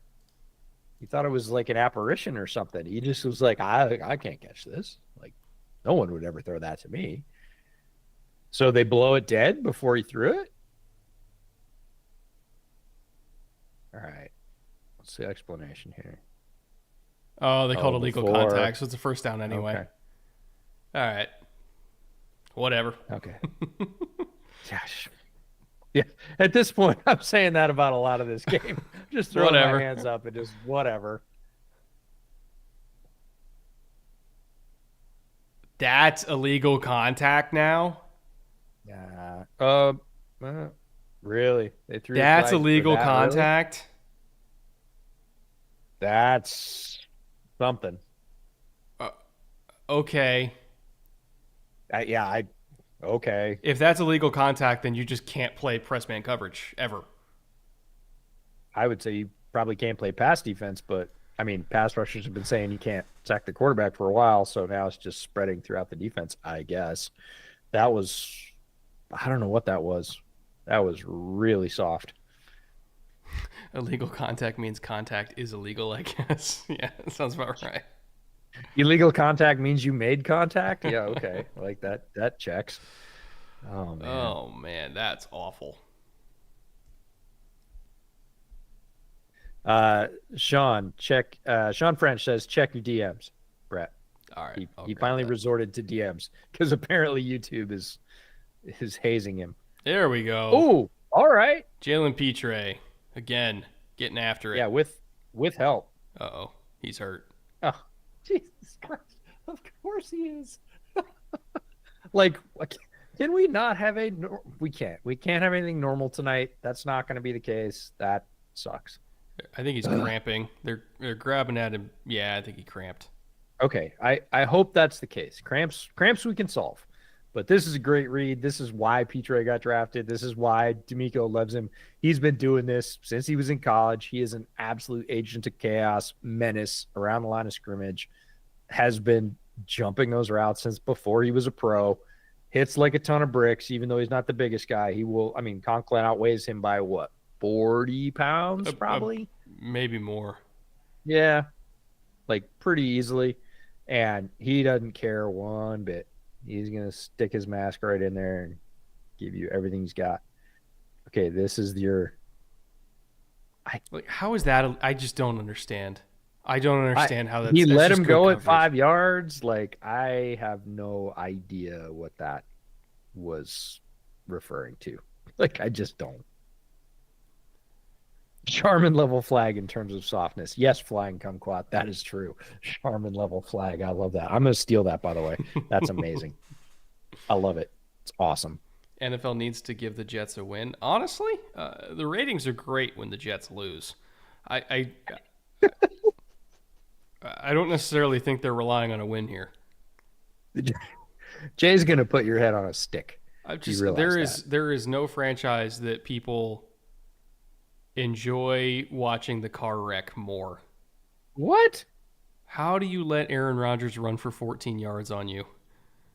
Okay, flag though, so we'll see if somebody held somebody, because likely that wouldn't have happened if they didn't. Like, just being honest. Hold. Yeah. Woof. Yeah. Like, that's when you say, how did you let? That's how you let. It didn't let anything happen. Yeah. Yeah. That's fascinating. Oh, they got Olu at guard. Yeah. I missed that. When did that happen? I did not see that either. Okay. Is that a new thing, chat? What? All right. Like, if we're going for soft flags, like, that feels like a makeup soft flag going the other way, because tell me where this is. Yeah. No, none of these right calls there, are good. Right hand. No, right hand.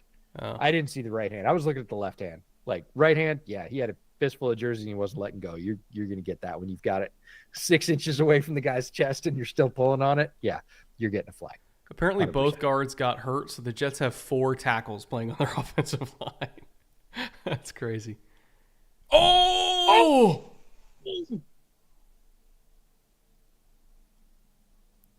Oh, do they call that incomplete? I don't think he was in bounds, but come on. Oh, my word. 1. Did the knee get... No. The foot. No, the foot before the knee. No, but he didn't get the right... You need 2 feet, 1 knee. Gotcha. Yeah. Just the wrong order, man, because that foot sick. hits before the knee. Oh, gosh, he missed that by like 3 inches. Sick catch either way. Like, I respect the effort. Okay, what about the shin? Will you give me shin? No, it has to be kneecap. Does it have to be kneecap? Yeah. Like they the don't flat call part of your shin doesn't count? They don't call shin, they call knee. Like knee. Now you just sound like you're speaking another language. Nene. Dude, that is a great catch. I mean, yes, might not count as a catch. I don't know, man. He gets a lot of the flat of his shin down. All right, I said rule of fun last week. Rule of cool we've established. Oh, I would give it to him just because it's awesome. Rule of But cool. It's awesome. That's a touchdown. Let's go. It's Thursday night. It's more fun if they score touchdowns. Great catch. Just a great catch. Shin counts. Give him the shin. All right, Parker. I'm with you. Shin counts. Rule of cool. Yes, rule of cool, Hunter. I'm 100% with you. Give it to him. Should be a TD. and I'm a Texans fan saying this. Like, it's just cool. The same foot twice is not 2 feet. Yeah, we figured that out on the Monday night game. On That happened. Yeah. Yeah. Can we give Pickens his back too? I needed it for fantasy. George Pickens burns down MetLife if that's a TD. Yes. I love you all. This makes Thursday nights a lot of fun. Thank you all for hanging out. We deeply appreciate it. By the way, Underdog makes all this possible. Homage Clothing also helps us out. If you are lusting after my Need More Cowbell shirt, this is part of their new Saturday Night Live line. Again, super soft Homage Clothing. Get some. Probably 85% of my wardrobe is Homage now at this point because they've sent me a shirt for just about every team and a bunch of hoodies and whatever else. And the ones my kids don't steal or my wife doesn't take to snuggle up in, like I still have, and they're all great. They get better when you wash them. I got my Legends of the Hidden Temple one on right now. Legends of the Hidden Temple. There's National Park ones. There, 33. Anything you want. College football. They've got some Ohio State stuff. They've got Major League Baseball. Yes, I realize the season just ended. Pretty much an endless supply at Homage. Always cool designs coming up every week. But yeah, just launched a whole new Saturday Night Live line. This is not the only one. I got it because it was both Saturday Night Live, one of my favorite Saturday Night Live skits of all time, and it's in navy and orange. So I just called up our rep at Homage, and I was like, I got to have one of those. I'm going to be able to wear it on my Bears podcast. I'm going to wear it on Bootleg. He was like, yep, it's in the mail. It's coming to you. Great partners. We love working with them. Support them. Check out the link in the description. Anything you get there, they called it a touchdown. Get a cut of it. Wait, shin counts? Shin counts. But I've literally seen this exact thing happen to DeAndre Hopkins where they said it didn't count. Well, guess what? Rule of cool wins out tonight. Garrett Wilson, confirmed baller. Let's do it. Yeah. I mean, I asked you if you could be sold on a shin. You said no. Well, because I've literally seen them call it the other way. We could say that about most calls, right? We've seen the NFL not call that before. Again, precedent, not a thing in the NFL. They don't care about precedent. They care about cool. They want scoring in MetLife for the Jets on Halloween, and they got it. They just had to bend a rule to do it. It's no big deal. I mean, it is cool. Again, I'll give it to them. But now I want to look up the actual rule to see if they define shin. And Pickens just got in his car and is driving east at high speed. Oh man, yeah. Anyways, 806 of you hanging out watching this mess with us, and we deeply appreciate it. I'm gonna be tearing through a fucking NFL rulebook looking at catch processes again. What year is it? Will. What year is it? Yeah, does anybody know what a catch is? It's like we've been doing Someone this. hide all the matches in Pittsburgh. Oh, this is the best. The best. TNF rules analyst said if his shin was in and touched first, it's a catch. So, again, the DeAndre Hopkins thing happened almost 10 years ago. So, I'm wondering if it's just changed since then. And I didn't know that. But, I mean, I don't know many things, so I wouldn't be surprised by that. Or they wanted to be able to... Oh! Big hit. Okay. So, yeah, but that was a big hit into the back of his own guy. That's basically the butt fumble, except it's the back tackle. Oh, OBJ. That's going to be... That's got to be up there on the list automatically for catch of the year. The Garrett Wilson touchdown. That was ridiculous. Easily. Test channel, please ignore $2. You want consistency from the NFL refs? 8 question marks. In this economy, I would add. Yes. No, we know that's not happening. This time it just worked out because we get points and we love it. Somebody was saying they needed the over for 22.5 for Garrett Wilson, so they really needed that one. Okay, CJ's going to get a chunk. Oh, he got a chunk. That was an insane throw running to his left. All right, careful, folks. Maybe the 800 were correct. Oh, we've dipped under 800. Maybe the 800 were correct. We get to the fourth quarter, and the football game breaks out. This is fun stuff. Let's go. Oh man, to lead Tank back inside on that too, to I throw know. him open. And That to is just leave it. He just Oh. leaves it out there. I love it. That's disgusting. It's great. That is a beautiful throw and catch. And yes, we want more of that from both sides. We are agnostic when it comes to rule of cool here. Tank 5 for 120. Let's go. Needed that. And this is Yeah. why teams try to have 3 receivers, because if you have 2 of them that get hurt, you still have a way to throw the ball down the field. You know why this is happening, right? Why? Because you bet Xavier. Oh yeah, of course. Of course. I'll have you know, Mechie ain't getting it either.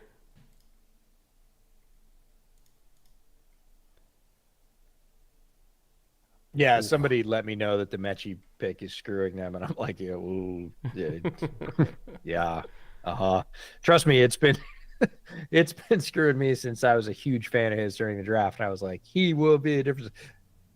And he was out for an extended period of time, physical stuff. Comes back, I was like, wait, you're gonna see. I at this point, I'm just ride or die, cuz like I'm not giving up now. If I'm still in the wagon at this point, like I'm hoisting the Mechie flag until he retires, and even if that's next year, it doesn't matter. Like, let's go. Still believe that guy's got the talent to make a difference. Of course, you know, if they had a little bit of offensive line, he might have had 3 catches and like 50 or 60 yards tonight, but no offensive line, a couple of overthrows. That's I how saw it goes. Hunter in the chat said, I thought Mechie and Hutch would be good wide receivers, and that reminds me, Hunter, Tillman breakout season is coming.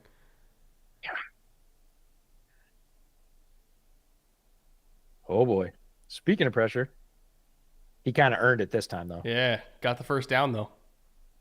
Yeah, still, even though he hung out in the pocket, again, just that kind of like half tick too long. I'd like to see him moving a little bit before that, because if pressure was a rare thing, I would say, okay, sure, gamble. It's not all that often. Take the extra half second. He's seeing this like every other drop back. Like eventually his luck's going to run out on those. We already saw him take a big hit earlier. Multiple. Yeah. Oh, they didn't give him the first down. No, he kept it in his left hand. Oh. That's why. He didn't either push it ahead of him or switch hands, so they marked it half yard short. I go sneak here. I don't know if I want to. I mean, you can give it to Mixon, but I'd rather just go forward and try to get a surge. Brett, I've got a play for you. I guarantee it'll work. What? Take your backup offensive guard and hand it off to him. Oh, that's how we use Kenyon Green. We don't let him block. We'll just give him the ball. Oh, God. Yes, for those of you not following along at home, that's a Bears joke. It's not funny, but it's a Bears joke. Well, they're giving you the B-gap bubble. Oh, geez. Well, he got it. Okay. All right. Just keep weaving. Just keep weaving, Joe. That's awesome. I'm not going to say it was pretty, but it was effective. Oh, God. Matt, you're right. If the Jets had Zach Wilson and Bobby Slowick with Saleh still as head coach, what would the record be? I don't want to listen to that mashup. Some songs are better left unmolested. Like, let's not do that. EJ's still salty. Yes, EJ is still very salty. And I actually happen to be one of the less salty ones. EJ's tame. Yeah, there are. Look at the size of that hole again. Who saved that? Okay, Jamian Sherwood, backup linebacker, nice tackle. That could have gone for a very large gain if he wasn't there. As far as the saltiness goes, there are literally people putting comments on our most recent Bear Era video saying, "Hey, I'll give you a like and a thumbs up, but I can't watch." It's 4 days later. They're like, "Nope, still hurts too much." Like, I love you. I love the show. I'll give you a click, but nope, not watching. There are people who've sworn off the season, said, I'm not watching for the rest of the season. I'm not watching until they fire Eberflus. Straight up. Which is not going to happen until January. So, Right, exactly. But people are Oh, little halfback pass action to Stroud. Stroud's like, give me DPI, man. I'm an athlete. so we I got love it. DJ Reed in coverage. Joe Mixon throwing to CJ Stroud against And CJ DJ Reed. Stroud, yeah, and CJ Stroud begging for DPI, which I love. This That's a is so. baller right This there. is so fucking TNF coded. Yeah. This is baller right here. Look at him. He's like, man, no, I'm being held. I'm being held. I mean, He's he not does have wrong. a point though. He was being restricted. Yeah, he can't turn. Savvy move, DJ. Savvy move. DJ's also like, if I give up a reception to the quarterback, there's a bad sack. If I give up a touchdown reception to the quarterback, I'm never living it down in meeting rooms. So I'm going to hold him a little bit here because no way he gets this on me. CJ got folded on that sack. He gets rolled over. And once again, left guard is an issue. Doesn't Clem matter is which K Green is blue out through there. but watch this. Oof, right there. I know body weight's illegal, but that was kind of they're both twisting and Clemens. Oh yeah, Clemens tanked him. Yeah, I don't All think right. you can call Hey, body but weight look- on that one. But look, Hey man, this is the only positive. Is Kaimi Fairbairn is points. it? Is Ooh. it? Is it? It is. We have a flag It is. though. Oh Jesus! Of course we do. Why did I not think that? Why did I think that that was going to be clean? Is it offsides? Is that what they're calling? I don't know. Or hold on. They're not calling leverage, are they? I have no idea what they're calling here. Personal foul. Oh, roughing the snapper. Oh, head down. They contacted him. Oh my god. Are they? Okay, we're taking points off the board? Well, yeah, because it's a first down. I realize, but tonight in MetLife, we're taking points off the board. Yeah, you're in the red zone. Try to get 7. Just saying. Oh, I'm not going to Seems decline like- that. I would never decline that. Seems like tempting fate. That's all No, I'm saying. never decline that. Not on Halloween on MetLife after this shit show? Really? I go down with the ship, EJ. Okay, all right. If the football gods determine that we get nothing, we get nothing. But Fair enough. You do not Fair decline enough. that. It also takes away from your slip, but whatever. Hey, man, we can still kick a field goal from the 2-yard line. Oh man, Mixon with that crazy contact balance. He is committed tonight. He is not going to go down on first contact. Period. Not happening. Did you not hit the over on Garrett Wilson's yardage? No, I need 11 more yards from Wilson.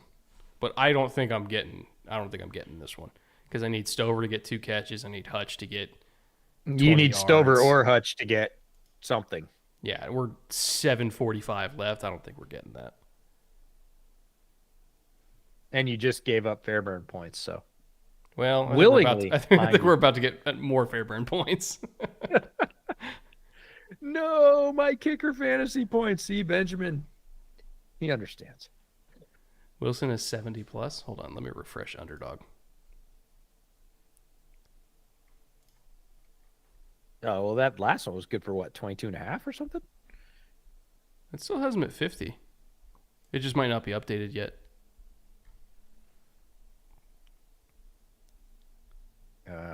Texas Jets, player stats, Jets. All right, here we go.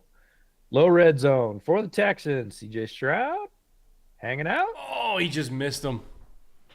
Guess All who right. he missed? Dial up Fairbairn. Guess who he missed? Mechie? Yep. Yep. You get In the end zone. nothing. You get You nothing and lose. like it. 0 for 4 on targets. He's like, hey, man, I'm sorry I missed you again. Jeez. Brett refreshed in my stream lags. He's using up all the bandwidth. All right, so Sean French. Oh, he could have been Mechie or Hutchinson, either one right here. Hutchinson's right there. Wait, does he make it though? Oh my God. Oh, Garrett's 7 for 76 with 2 TDs, buddy. He fucking missed it. Of course he did. You took points off the board willingly on a Halloween game in MetLife. What were you expecting? I hate that you are accidentally correct about that. How am I accidentally correct that it's Halloween and it's in MetLife? I'm not accidentally correct about either of those things. I'm exactly correct about those things. You're just not giving them full credence. I fucking hate this sport. You're betting on kickers in the first place. Right, like I gave you fair. I'm pouring whiskey. I'm pouring whiskey. Okay, you should. Can't. You should. However, Garrett Wilson is 7 for 76, 10.9 per with 2 TDs. Fucking ridiculous. Hits the 55-yarder. Misses that. And then you willingly say, no, I'm giving it back. God damn it. All right. Well, I found Sean's comment in the DMs. He says, YouTube being weird. Hey, guys, love the show. Been watching since 2020 draft process and watched every episode of the preview series. Oh, he's one of the few lifers. Have a recommendation for next year's preview series if you check your Twitter DMs, which this is his recommendation. At the end, when doing the summary, compare every position from the previous year and the coaching staff to the current roster and say whether or not they got better. Then look at where they ranked in EDP or EPA per play rankings. Y'all do, and say for each one up, down, or same projection for the next year. And then do record predictions and whether or not they got better as a team. I saw TFG do something similar for one of the episodes of his. And thought it was really cool. I know it take a lot of time, and y'all do invest a lot into it, but I think it'd be really cool. Nonetheless, love y'all's content, and wouldn't get ready for the season with anyone else. Take care. So you are correct. Would be very cool. You're also correct. Would take a lot of time. So the calculus we would have to do on that is if we would have the bandwidth to expand our like end of episode summary sections to include like position by position, because like, you know, we did thumbs up, thumbs down, everything like that. We would have to discuss if we had the time to do that for literally every position group, which in itself would probably double the length of the episode, probably. So, and Marcus, it'd be a lot more than a little. Side note on Marcus. That man has one of the best work ethics I've ever seen in my life. That dude is a psychopath. To do all 32 teams, like 2.5 hours per team, like that is nuts. I have no idea how he does it. No idea. Because we do like an hour to 90 minutes. Sometimes we go over 90 minutes for a team. And like we are exhausted by the end of it. And he's doing like 2.5 hours per team. It's insane. I don't know how he does it. Crazy. Yeah, I've been on his Bears one for the last 2 or 3 years running, and we do I want to say like 25-30 minute chunk, the two of us, and there's another almost 2 hours of that episode that's on top of that. Ridiculous. We are going to have him, by the way, on Bear Era for the second Packers game. I believe that's last game of the season between Packers and Bears. Marcus is going to be our guest the week leading up to that on Bear Era. So he's pretty psyched about that we get to do a little home and home this year. He's had me on for the past 2 or 3 years, and get a chance to pay back the favor. It'll be a lot of fun. Everything that's happened tonight is the exact reason why a 2-6 team was favored over a 6-2 team. Kind of.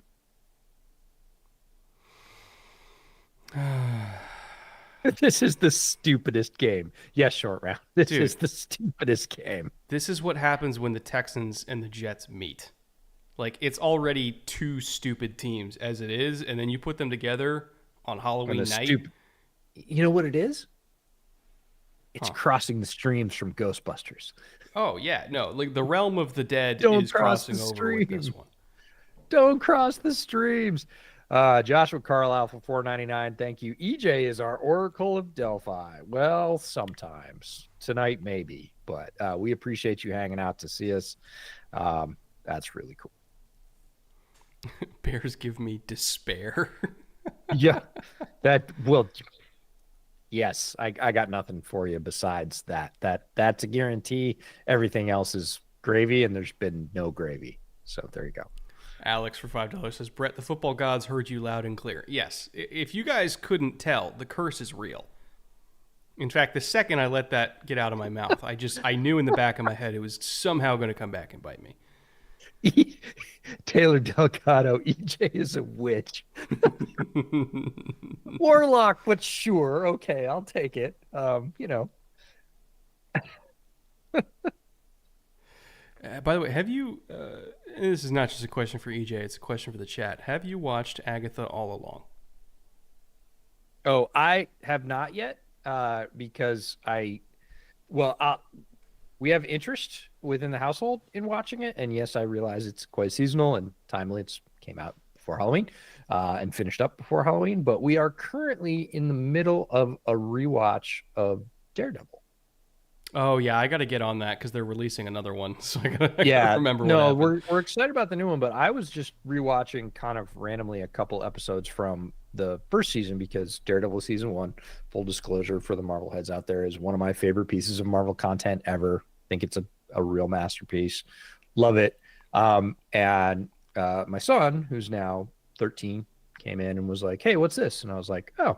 And so we started on episode 1, and then my daughter jumped in and was like, hey, what are you guys watching? And so she started on like episode 2, and we are now halfway through, I think, season 2 on the rewatch. We're just kind of doing it every night. So we've been doing, that's been our limited amount of TV time together, and we will eventually get to Agatha, but getting through Daredevil before Daredevil Born Again, which is coming out, I believe, in the spring. I want to say March. Yeah, I think it's around there. Yeah, so love the cast. Always John Bernthal's Punisher is the first actor I think that's really given real credence to the Punisher role, and many people have had it. Thomas Jane did it, Dolph Lundgren did it, and none of them hit the aesthetic before Bernthal. So really, really love him. Deborah Ann Wall, by the way, absolutely fantastic. Just so good as Karen Page. So that's what we're spending our Marvel time on right now, but we will get to Agatha at some point. All right, Jets just picked up a first down. We are rapidly approaching point of no return for Houston here. And EJ got a Kenny Yeboah sighting. So I saw they activated him, and I almost put out a tweet earlier, and I was like, same thing as Mechie. Yeboah and Mechie, very similar figures for me in pre-draft lore. I will never give up on Kenny Yeboah, just to be clear, just like Mechie. And I saw they activated him, but I was like, oh, he's been injured. They're probably not going to play him. Aha! TNF. Dreams do come true. Well, fulfilling half, because again, Mechie doesn't have a catch yet. Petrie just drilled Brees. I was going to say Petrie just did Petrie things. Or no, that might have been Braylon. It was Braylon. It was one of, 0. I don't know. It's tough to tell the difference between them. They're both fucking huge. Yeah, they're both really tall as far as running backs go. Like Brees is really tall. I forget that. I saw him in pregame, and he was talking to Kaylee Hartung. And look, Kaylee's not a big person, but Brees towers as a running back. A lot of times running backs are a little bit closer to her height. He is. I always forget that he is fully 6 foot, a little bit over. All right, 2nd and 12. Texans need this stop desperately, and did not get it. Another great Garrett Wilson snag. Yep.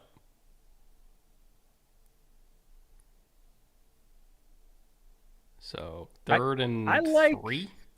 I like the fact that Garrett Wilson's coming into his own a little bit on this evening, because there have been a lot of fits and starts. There have been some flashes earlier in the season, but he has not had very many games where you went, oh, Garrett Wilson was a big difference in the Jets game. And there's no way you can look at this game and not say that the Jets would be in anywhere near the same position without Garrett Wilson. He is a difference maker tonight, and we both think that's what he can be. He just, again, hasn't been very regularly for the Jets. So be pretty cool if that took a turn. Short Round said, Miss Super Chat, added both of you on Twitter with the chat. It's too long for a regular YouTube comment. Hold on, let me go find that. All right. We will seek it out. Here we go. In the spirit of the holiday, UW played IU last week and tried a wide receiver pass. Unfortunately, the backwards pass to the wide receiver was picked off and returned for a touchdown. What's a trick play that didn't end as a treat? that you can remember? What a good thematic question. Boy, that's a great thematic The question. Zeke There's a Elliott, lot. Zeke Elliott being lining up as a center and snapping the ball. Why? The most iconic Why? shitty trick play.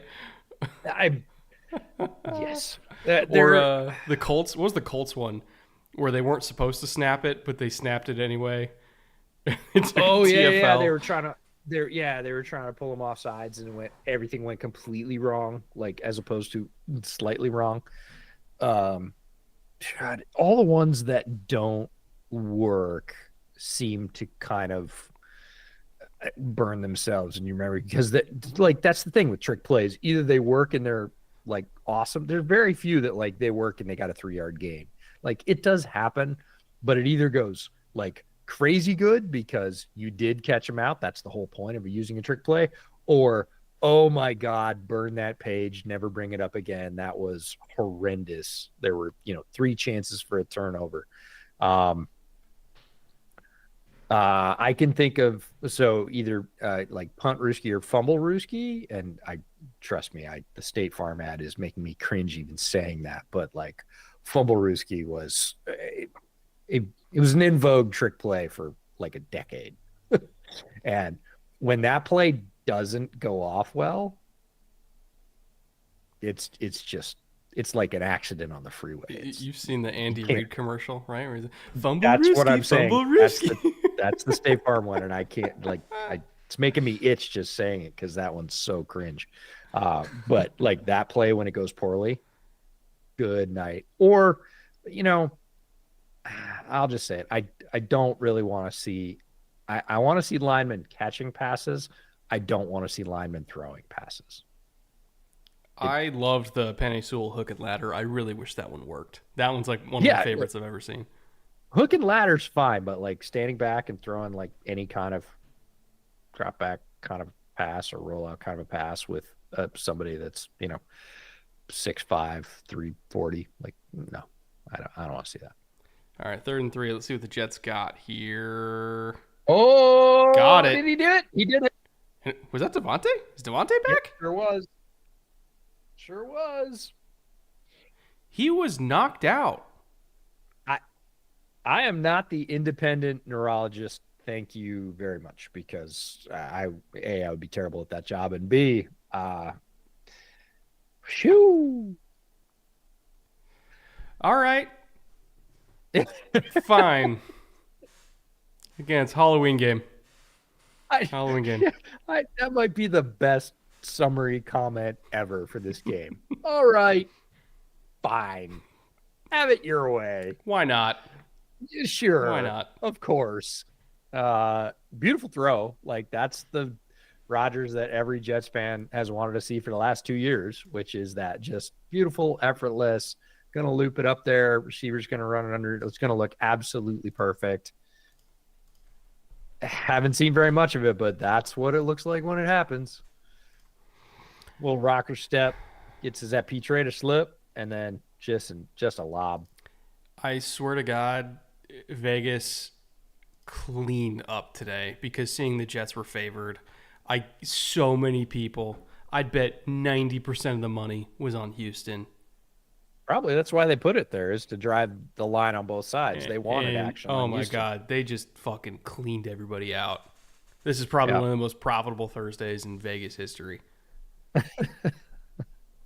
Yeah, I would bet that there was not a lot of money riding on the Jets, which is why they put the line that way. But yeah, again, I don't love the matchup, right? The NFL is a matchup game week in, week out. And Devontae hasn't done a lot tonight, but he's still Devontae. Like he had that drop that almost feels like rope-a-dope at this point, because Peter slipped straight up on Devontae. No, thank you. Pretty much ever. Like within 5 yards, yeah, sure. Petre is going to have a very good shot at that. 10 yards, chances are declining pretty rapidly. Post 10 yards, no, thank you. Petre is not good at deep single coverage. He never was. He is super effective in the short area. He's super effective going forward and facing forward and playing his own. Like turn your back and run single coverage deep down the field. Jalen Petre, no, thank you. And that's exactly what they got with matchup. And yes, he slipped a little bit off the line, but that route would have been 15 yards down the field. 15 yards down the field, Devontae versus Petra, I'll take Devontae like 75% of the time. But at some point, the Texans got to get their house in order and look at that and be like, we should really have Stingley or Lassiter on Devontae. Like, we should make sure that we're not caught out like that. Yeah, I think they pretty much, here we go, trying to get it all back. See, there's the second fuck it, Xavier's down there somewhere ball of the day. Yeah, that's the last one we're getting. You called it. Yep, you called it 1.5. That was the second one. No, I think they kind of got, I don't want to say lulled to sleep, but they kind of were putting, a lot of emphasis on Garrett because he's been killing them. And they kind of tried to slip one in there, and you're not going to slip one past Aaron Rodgers. He's like, Petre on Adams, straight up? Am I getting man here? And I believe Petre gave up both of the Jets' touchdowns today. And he's like, Aaron Rodgers absolutely saw that pre-snap and was like, well, I know where I'm going with the ball. It doesn't even matter what route was on for Devontae. You just glance at him and say, go. Yep. Okay, here we go again. Oh. Okay. Schultz doesn't have the gas to go get that ball. And CJ Stroud pulled that one down, too. He did not throw that with everything. He tried to take some off it, and he just didn't take enough off it. Like, I get it. You're throwing a 35, 40-yard route downfield to a tight end. You're kind of guessing at that point. It's not Tank. Very different speed than Tank. The Texans don't have a bye week until late in the season. So there's no easy fix right now. 18 pressures on 33 dropbacks. No, this offensive line is not good. Well, that's what that number says, basically. But more than half. They need Nico. They need Patterson to be at left guard. And if they have Patterson at left guard and they have Nico as a true number one, and as long as the defense doesn't take any catastrophic injuries, hopefully Will is okay long term, this Texans team still can be a threat. But I think, if anything, the last month of the season has shown that their depth is kind of on a razor's edge. Oh, great movement within the pocket. I realize that's not a play that's going to show up big time on the stat sheet, whatever, but that's CJ Stroud being a very good quarterback. The end result is not some huge gain. They need more. I get it, but to step up very cleanly, to feel that backside pressure coming, keep your platform, deliver a very catchable ball to Tank. That is good, solid quarterbacking. If AR could do more of what Stroud did on that play, he wouldn't have gotten benched. Yeah. Let's put it that way. Do the Texans have anyone on their O-line outside of Tunsil? That's the thing is, they have a bunch of, they could be goods, but outside of Tunsil, they don't have any are definitely goods. Oh my goodness. They could be goods. Okay. Yeah. That is a flag. Yeah. I missed that. That's why that looked so off. It's because Oliver just erased Dell before the ball got there.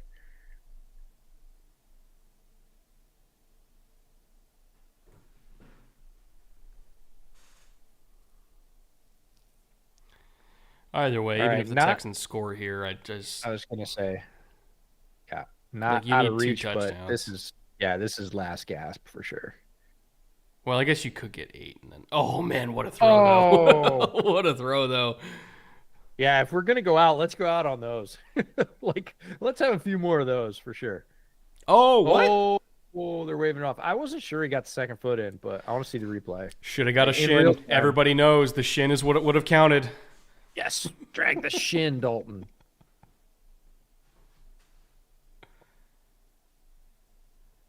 That's going to be how all DB coaches coach the secondary from now on. Okay, there's catch one. Oh yeah, toe. No, yes, toe. No, it's going to be the Karate Kid, right? It's going to be sweep the shin. Don't let him get the shin in. Mechie pick is killing me right now. Hey, blame EJ for that one, not me. You can Yep. blame me for Nope. Xavier. That's right here. It's all about it. Yeah. You can blame him for Fairbairn, Stover, and Xavier. I'll take the Mechie heat. Well, that's the thing is if Fairbairn, who was playing like the best kicker in the NFL before this game, before he went to this fucking hellscape of a stadium on Halloween night, if he hit both of those field goals, like Texans would be in position to win this game. And yet, here we are. God, I fucking hate MetLife. Like, I genuinely hate playing games at MetLife. Yet you're going. Well, at least I'm talking like my team. Like, I hate it when my team plays at MetLife. I kind of figured. Like, literally nothing good ever happens there for anybody, even the home team. Like, even the home fans don't like playing at MetLife. They chronicled the Jets and Giants record pre-game for night games there. I think it's 3-17, so they'll now go to 4-17. And then they had another stat halftime. I forget what it was. Chat, you can remind me. It was one of them was 1-6, and I don't know if that was playoff games or Monday night games or what that was, but like it was not good. So, yeah, the stats are not even good for the home team. Forget the visitors. Okay. Now this is just me succumbing to advertising and the fact that it's Halloween. I kind of want a Reese's peanut butter cup now. Sue me. I really want pink Starburst and red Starburst specifically. I'm not a fan of orange and yellow. My wife loves orange and yellow. I hate those. Well, see, it's a perfect match right there. And here's the thing. I take issue though. She says the pink Starburst are bad, and I'm like, whoa. You could prefer orange and yellow. Can't say pink Starburst are bad. Easy. What are we doing? Easy. Now? It's just un-American. I mean, sure. I'm excited because there will be some dad tax. There was absolutely some trick-or-treating going on tonight, and there will be some dad tax during the sorting. Do they do actual trick-or-treating by you, or do they do the whole trunk-or-treat thing? They certainly have access to both. Trunk or treat certainly been on the rise for the last 4 or 5 years. And I can appreciate some of that. They are the trick or treating that was going on tonight was in a neighborhood, but not trunk or treat, like a cul-de-sac kind of an arrangement with a group of kids and group of parents. So sort of circulating around a cul-de-sac or a couple of cul-de-sacs over by one of their schools. So makes me sad that kids these days don't get to actually trick or treat as much anymore. Yes, for sure. Like that, the experience that certainly I had, not what my kids are going to have, which is good, less scars, but less federal crimes. Yeah. They were federal crimes. Let's be honest. Whoa. State crimes. These are misdemeanors for by and large. All right. For which the statute of limitations has lapsed. Allegedly. Just to be clear. Allegedly. All right. 4th down here. Let's just pad the stats, get some fantasy points, and go home. Yeah, right. Give me those rushing yards, CJ. Let's go. Salvage that night. For sure. How many? He's oh, I'm gonna get flambéed in the comments for this one. He's taking cues from that other Texas team late in the game. Garbage time. Let's run some stats, baby. That is a Cowboys specialty. CJ's even Cowboys fans need to admit that one. All right. Oh, by the way, Sonny, you said you were in the 10%. Sonny, you made money on the Jets tonight. Good for you. What is trunk or treat? Trunk or treat is where a bunch of a predetermined spot, like a park or a parking lot at a school, and you pull up in the parking spaces and you put the trunk towards the inside, and then oftentimes folks will decorate the inside of their trunks or theme out their cars, and there is candy in each trunk, and so you can walk up and down the rows, and a lot of times there's like quiz questions, or it's a whole themed thing, and awards are given for the decorations, for how well you decorate the trunk, and so folks with SUVs can kind of go off and make a whole like cave scene if they want to. It's a whole thing. Like, I get it. I understand the sort of need for it. It's cool. People are creative, and it's it's fun, but yeah, you don't get to like, well, it's funny. I was thinking about this. We were in Buffalo Yeah. and we went trick or treating, like old Yeah. school trick or I mean, treating not with me and our EJ. We walked with the parents while drinking while the kids trick or well, treated, but yeah. well, we trick or treated at it. I mean, we did have drinks in our hand. It's true, but parents who were giving out candy also offered to pour us more drinks. God love Buffalo. Like, are you good? You topped up? We're like, no, we're cool. We have our own. We It's had fine. some pizza from One Pie, which is Yeah, amazing. absolutely. Had some great buffalo pizza, and we got to walk around the neighborhood. And kids would go up to the door, parents hang out on the sidewalk and wave, and it was very cool. It was late fall, dry leaves, upstate New York, great stuff. And I thought, man, it's been a long time since I've done this. It was really good. That was genuinely one of my favorite Halloweens I've had in the last 15 years Oh, for sure. No, because it it was it great. felt like Halloween. Yeah, and the folks we were with, we were with Drew and Chris from Rock Pile Report, and like their families were over. So the kids, like grandparents, were there. And it was just everybody kind of trucking around, saying hi to the neighborhood, and all the adults had a beverage if they wanted it, and the kids were having a great time. Well, most of the kids were having a great time. There's that one kid that was having a hard time, but isn't there always one? Yeah, yeah. There's always that one. Yeah, there's always one. And their names like Bladen or Aiden or Jaden or Caden. I think it was more just he'd made the classic Halloween miscalculation that we've all made at one time or another. This costume looks so cool, and then you're half a mile into your Halloween walk and you realize this thing is such a pain in the ass. I do not want to deal with this. Parents are like, hey, we worked really hard on this, keep it on. You're like, bag this crap. I just want the candy. And then the meltdown occurs. Like, Yeah. that's just everybody's had a Halloween like that where you thought, oh, this costume is dope. And then you're like, God, this costume is so terrible. And then me, while drinking, thinks quietly to himself, do I want a vasectomy? I'm thinking hard about it.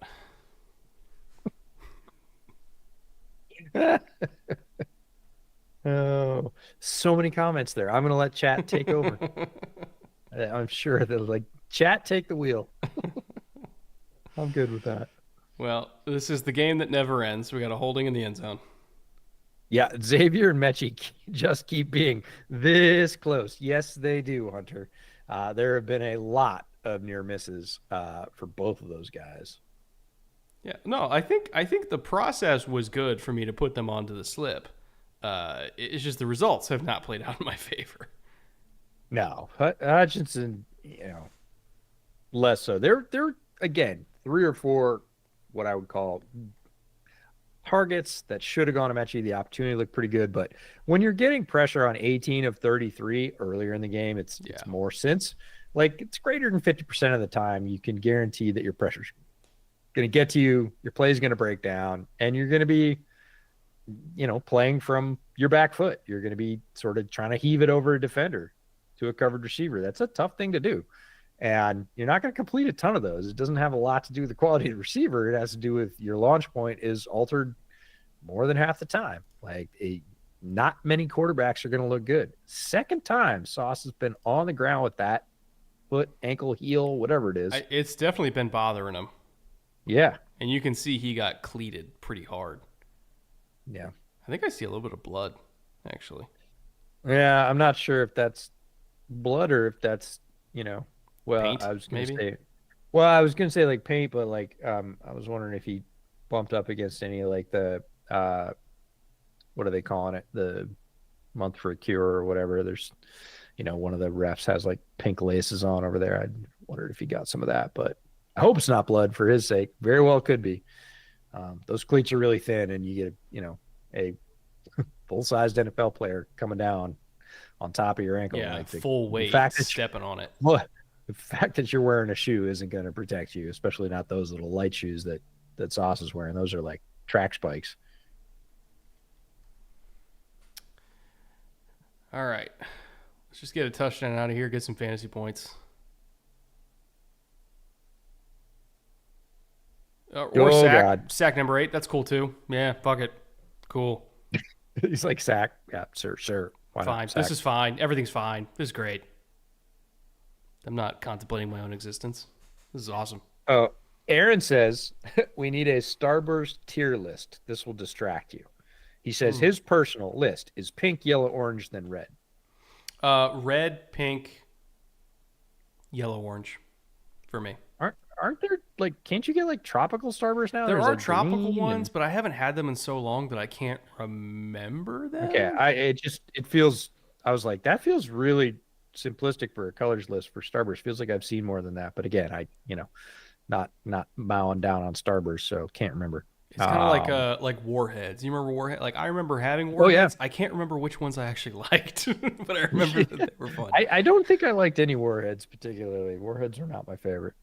Um but what's your go-to Halloween candy? Since Fairburn? We got kicker points. Is that enough kicker points? Okay, you No, seven and a no. half. And even then, I didn't do a Oh, you're flex. one short. Oh, you didn't flex it? Oh, well, you're And even then, I'm absolute. I'm too short, so I wouldn't have gotten it I was anyway. gonna say, yeah, you're absolutely smoked. You got Garrett. You maybe came close to Kaimi, and you got Quinnen. Quinnen you got in the first quarter. So Quinnen was immediate. That was the guaranteed Quinnen one. was instant. Yeah. So 3 out of 5, and again, I gotta say the ones that I had reservations about are the ones that are farthest off. Cade and Xavier. Of course, I would have bet Matchy, and it would have been the same end result. So, he didn't really win anything. Gotta pick up those Mixon yards next time. We both thought, Mixon went off tonight. So Favorite Halloween candy is probably yeah. Airheads for me, Airheads for you? Okay. or I'm trying to think. I used to really like when I got Nerds Rope back in the day. Sure. So Yeah, Nerds Airheads or Rope Nerds is Rope, and Starburst was always like the old reliable. yeah, You know, absolutely. when I had braces, and this was when I was a kid, I was like fifth grade, something like that. Yeah. Halloween sucked for me because I love now and laters, but I wasn't allowed to eat now and laters because now and laters just like Oh destroy braces. yeah. I could see that. And like a All good right. Well, crunch that's bar that. too. Oh, good crush bar. There you go. Kneel down. We are a kneel down away from a Jets victory on Thursday night football again, increasing the record of the home teams in MetLife on Thursday nights to, I believe, 4-17 with this win. So yikes. But Jets, we said it at the beginning of the broadcast, like they needed this. Like if they didn't get this, it was over. Is it still over? Probably, but not definitely. And if they lost tonight, it was definitely over 100%. Chat So says maybe this. bread in the rich neighborhood giving Airheads. Is Airheads an expensive candy? I haven't bought Airheads in like 20 years. I don't know. I don't know what any candy costs anymore. Yeah. Jolly Ranchers, Sour Patch Kids out. Yep. 1.1 Reese's peanut butter cups. But okay, Teddy, got a question for you. Regular peanut butter cups or Reese's peanut butter pumpkins or Christmas trees, or are the holiday shapes more favored by you, or do you want old classic reliable, you know, Reese's straight up milk chocolate regular peanut butter cups? For me, I like the holiday shapes. I think they're great, and I am in the minority if it's one of those swords to your throat. What take do you have about candy that would get you swords to your throat? I actually like the Reese's Thins Dark, which are dark chocolate with just a little bit of peanut butter in them. I've been told by many people that is absolute sacrilege and I should be banned from the planet. That's cool. Just more for me. I'm down with it. I have a question for you, and this is tangentially related to Halloween candy, but it's still close enough. Okay. Thin Mints, frozen or no? Oh, I either, but I actually prefer them not frozen, but I don't. It's not my favorite cookie. Thin Mints are not your favorite cookie? Like out of the Girl Scout No. cookies or just in general? No, out of the Girl Scout cookies, no. And I don't even know all the Girl Scout cookies anymore. You 'Cause better again, not say they've changed them. Samoas. No. And coconut's a no for me. Like, nope. Dried coconut. I mean, fresh coconut, great. But dried coconut, anything is like, oh, so you wanted to put wall insulation in your confection. Neat. Also, Also, tangent here. I tried coconut water for the first time last week. Holy shit! How does anybody buy coconut water? That is disgusting. It tastes like spit. It is gross. Like, how is the coconut water industry a thing? That is absolutely, unequivocally, one of the grossest things I've ever drank in my life. Disgusting. Anyway. Hockeys, I'm not saying I don't like them frozen. I think they're fine frozen. Like, I will not go, oh, they're frozen, I'm not going to eat them. But then again, they're not even really my favorite cookie because the flavor combo is not my favorite. Like, will I eat a frozen Thin Mint? Sure. Will I eat a warm Thin Mint? Yeah, sure. Am I clamoring for either one of them? No. See, I'm a sucker for mint and chocolate, so. Yeah, see, that's not even my favorite thing. So my opinion doesn't much matter. A good like chocolate chunk mint ice cream. Oh. Yeah, see, that's all you. So good. That's all you. Gotta try potato milk. Excuse me? This is my not sure if serious face. Potato milk. No. I think that's just going to be a no. As somebody that's worked with potatoes a lot in his life, I'm going to say the water that you squeeze out of them or comes off of them, no, absolutely not. Potato milk. Man, humans just find new ways to make money, huh? or just torture other humans. Parker's like, so just starch water? Yeah, that's basically what it is. Isn't that vodka? Only if you do it right, Optic. Yes, it is. And trust me, a very good potato vodka is delicious. 100% great. Like Polish potato vodka. Mm-hmm. Oh, yeah. It's amazing. Let's go. Anyway. And I'm not even a vodka. For the 570 of you that are still here to talk about potato the hardcores. Yeah, we appreciate you guys being here. I know it wasn't the best game in the world. Got a little bit entertaining towards the end there, but also we did warn you. It's the Jets in primetime on Thursday on Halloween night, that's so you kind of signed up for this. But either way, thank you guys for keeping us company during all this. We have another podcast coming out tomorrow, of course, where we asked you guys to tell us what the national media gets wrong about your team. So we got a couple little fun discussions about some of your teams in there. And then we don't have a Monday show because I'm on travel, but we are coming back later in the week next week. So we will see you probably next Thursday is the next time you see us. And until then, we'll see you. Happy Halloween, everybody.